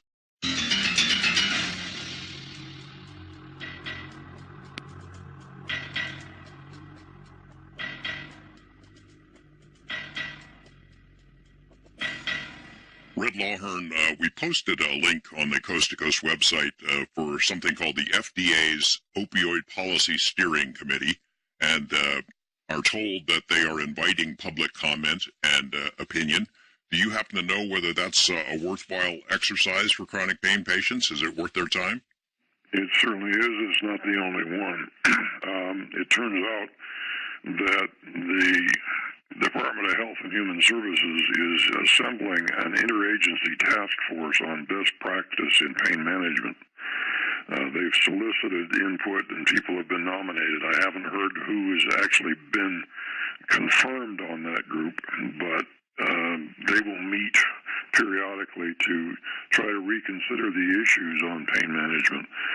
The Opioid Steering Committee, however, is basically an interior group, and by that's to say it's a government group. You can make input to it, but if we have the same thing occur that has happened with the guidelines themselves during 2016-2015, the impact of comments made by the public will be zero. If the fix is already in, the steering committee will probably ignore most of the input, because that's what CDC did when they got 4,000 comments on the guidelines. Now, that being said, a lot of this could stop tomorrow with the right action. And it is very important, and the organization that I've been building for the last year is involved in this very deeply. Petitions are not going to do it. Letter writing is not going to do it. Congressmen are set up these days, congressmen and congresswomen in some cases are set up to ignore the input of the public because their corporate donors don't want certain things to happen. And there's been an awful lot of buying congressmen through campaign contributions, frankly. But there's one thing they can't ignore, and that's somebody who comes into their office and says, "You're killing me." And that's a face-to-face interview. And what ATIP, the group that I'm working with, the Alliance for the Treatment of Intractable Pain, what we're doing is developing information and training for people to contact their own legislators or to contact the healthcare legislative assistants of their legislators for in-person interviews in state and Washington district offices, to go in and basically say, "Guys, you got it wrong, and there's only one way you can get it right." And that is to write a letter or co-sign a letter among your colleagues to the director of the CDC, and you tell that individual you're not going to get another dime of funding until you make a public commitment to withdraw these guidelines and rewrite them from the ground up with patient representatives in the voting group that does the writing. And it has to be done professionally and thoughtfully and with courtesy, but in-person appointments with people who represent the human face of pain may be the last resort of people who are being damaged by these guidelines. If I may add one other footnote, you've remarked on the supposedly voluntary nature of the guidelines, and they aren't. They are not voluntary, and the CDC knew that they would not be for all veterans when they published them, because an act of Congress during budget resolution in December of 2015 made the guidelines mandatory for Veterans Affairs, for the Department of Veterans Health Affairs.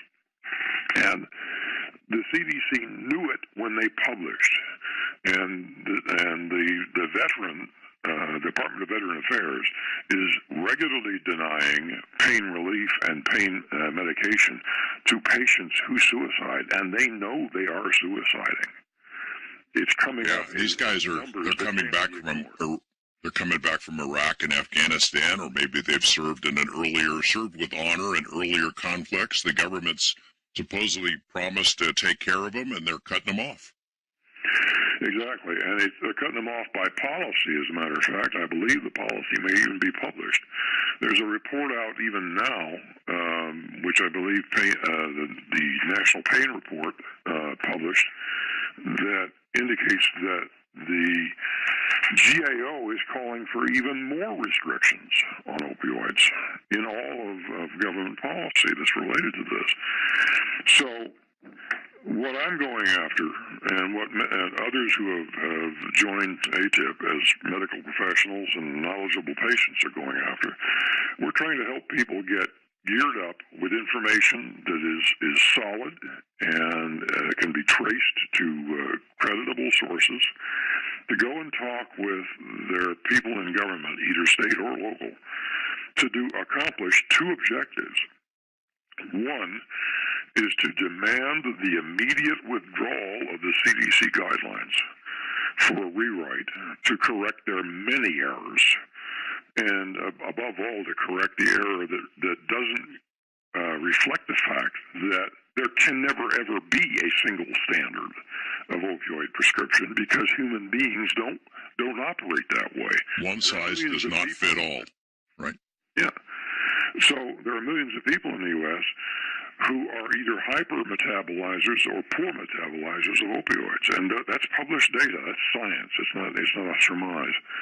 But you put those people on 100 mmED per day dose, and opioid therapy will fail for them. I have talked to patients who are stable and functional on doses that are 25 times the level declared in the CDC standard as a threshold of risk.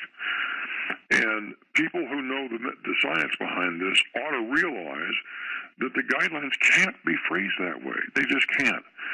So the second objective we have, and this is one that's going to take a lot of digging to make happen, is that we want patients and family members to lobby state legislators to repeal regulations like that in Maine, and the ones that the guys in Washington are trying to bring about, that restrict the use of opioids and impose the government into the doctor-patient relationship.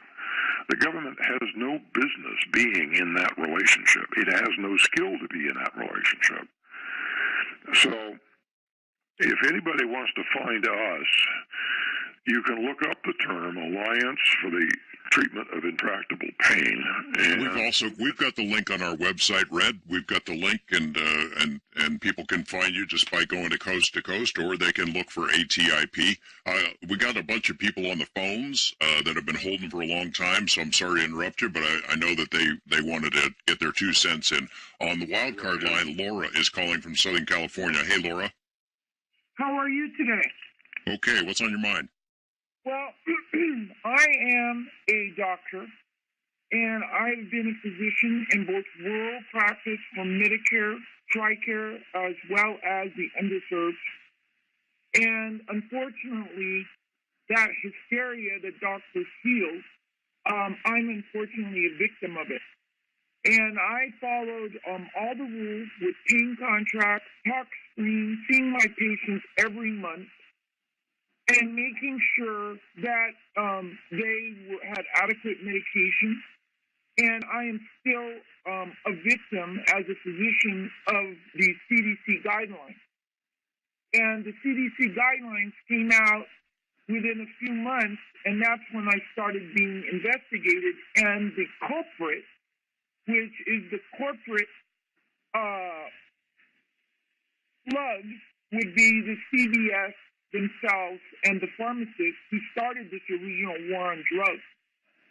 CVS pharmacists work in conjunction with the medical board and the DEA to turn in patients and doctors. That is what is happening. And the targeting, what happened is, in my situation, allegations were filed. My patients are on more medications because of the hypermetabolizers, etc. I was only following about 30 patients. My office was not a film mill. I did not make any extra money. They were my HMO patients, regular primary care, as well as TRICARE veterans who were seeking relief from pain. And just as your callers have communicated, these patients, they wake up with pain, they go to sleep with pain, they can't get the pain off of them. And it makes them miserable. They lose their marriages, their houses, their jobs, their families. And the pharmacists, what they do, and the pharmacies, they label the patients as drug seeking. And they label the doctors as being investigated. And this starts along the pattern of soliciting complaints against doctors and starts this process of which I am unfortunately under right now. And my doctor friends who are pain doctors, who actually, he just ended up in the hospital for 2 weeks.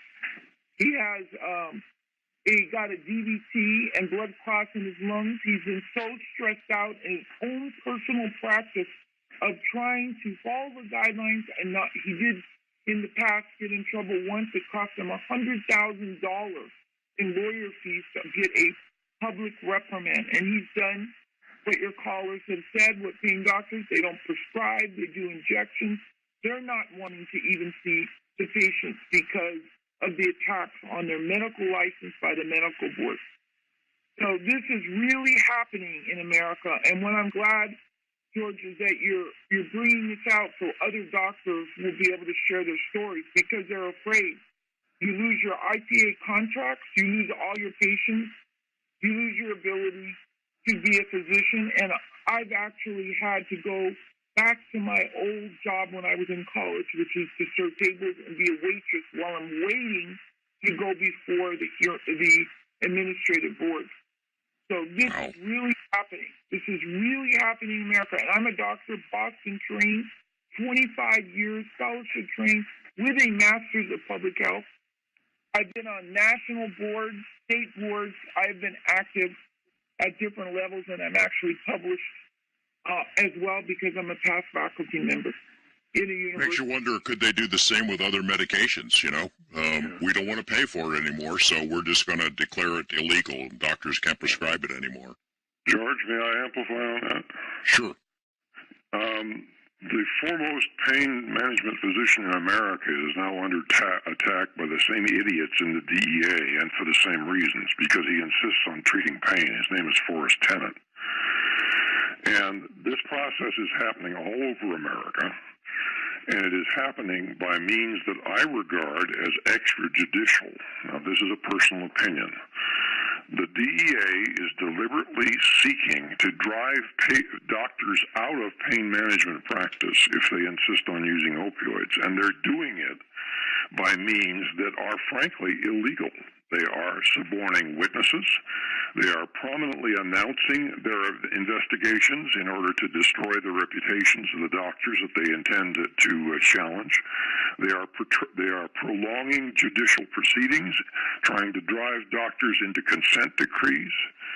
They have literally conducted a McCarthyite war on doctors. And frankly, if I was to put a label on the branch of the DEA that does this nonsense, I would say they ought to be prosecuted under the Racketeer Influence and Corrupt Organizations Act. It is that apparent that what they're doing is literally illegal, and yet they haven't been brought to heel, and they won't be until somebody says stop to the DEA from Congress. That's another thing worth trying to do. And I completely empathize with your last physician who has just called in, because I've heard her story from several other doctors who are equally being challenged. One of the things that's horrifying in this situation is that the people who are doing the so-called diversion investigations, they aren't trained in medicine. They aren't trained to discriminate between patterns of prescription that could be a pill mill versus patterns of prescription that represent normal practice for the most severely affected patients. They have no idea of what is actually involved in a doctor's practice, except they go looking for things that they call red flags. And the red flags basically amount to large doses of opioids for people who need them. And frankly, I think the whole operation is rotten to the core. I'm not gonna pull punches on that. And I think it's time for Congress to say, hold it. DEA, you're no longer authorized to confiscate the assets of a doctor that you're investigating. You're no longer authorized to offer plea deals to people who have lied to that doctor about their other opioid involvements in order to get testimony that you are basically requiring that they perjure themselves to deliver. This is ridiculous. Well, I'll tell you, I've over the years worked with a lot of DEA agents here in Nevada, and they put their lives on the line taking on these cartels and smugglers and things of that sort. And I would be very reluctant to paint them all with that brush. I don't understand why they went after Dr. Tennant, and I don't understand why, with an illicit fentanyl problem that's growing by the day, that they would focus on such a small target. But I understand your frustrations. I'm going to try to get one more call in. Mike in Illinois has been hanging on for a long time and wanted to tell us that he had to turn to the black market. Is that right? Yes, it is. I've had ulcerative colitis when I was young and affected my joints, and I'm 69. I've had severe joint pain for 30 years, and a lot of my life I just went without it. But now I've gotten older and I need it, and I can't get it from my doctor, and they turn me into a criminal because he will not give me the medication I need. I have to go out and buy it on the street, and I just take what they would give me. I don't take over. I just follow my own, I know what they would give me, but instead it costs me $500 a month instead of $5 a month, and it's just killing me financially. So you're buying pain pills, prescription pain pills? Yes. There's plenty out there to buy, but they're so expensive that, it's just under, I got to pay $5 a pill. Mike, thank you for calling. I'm sorry we're out of time.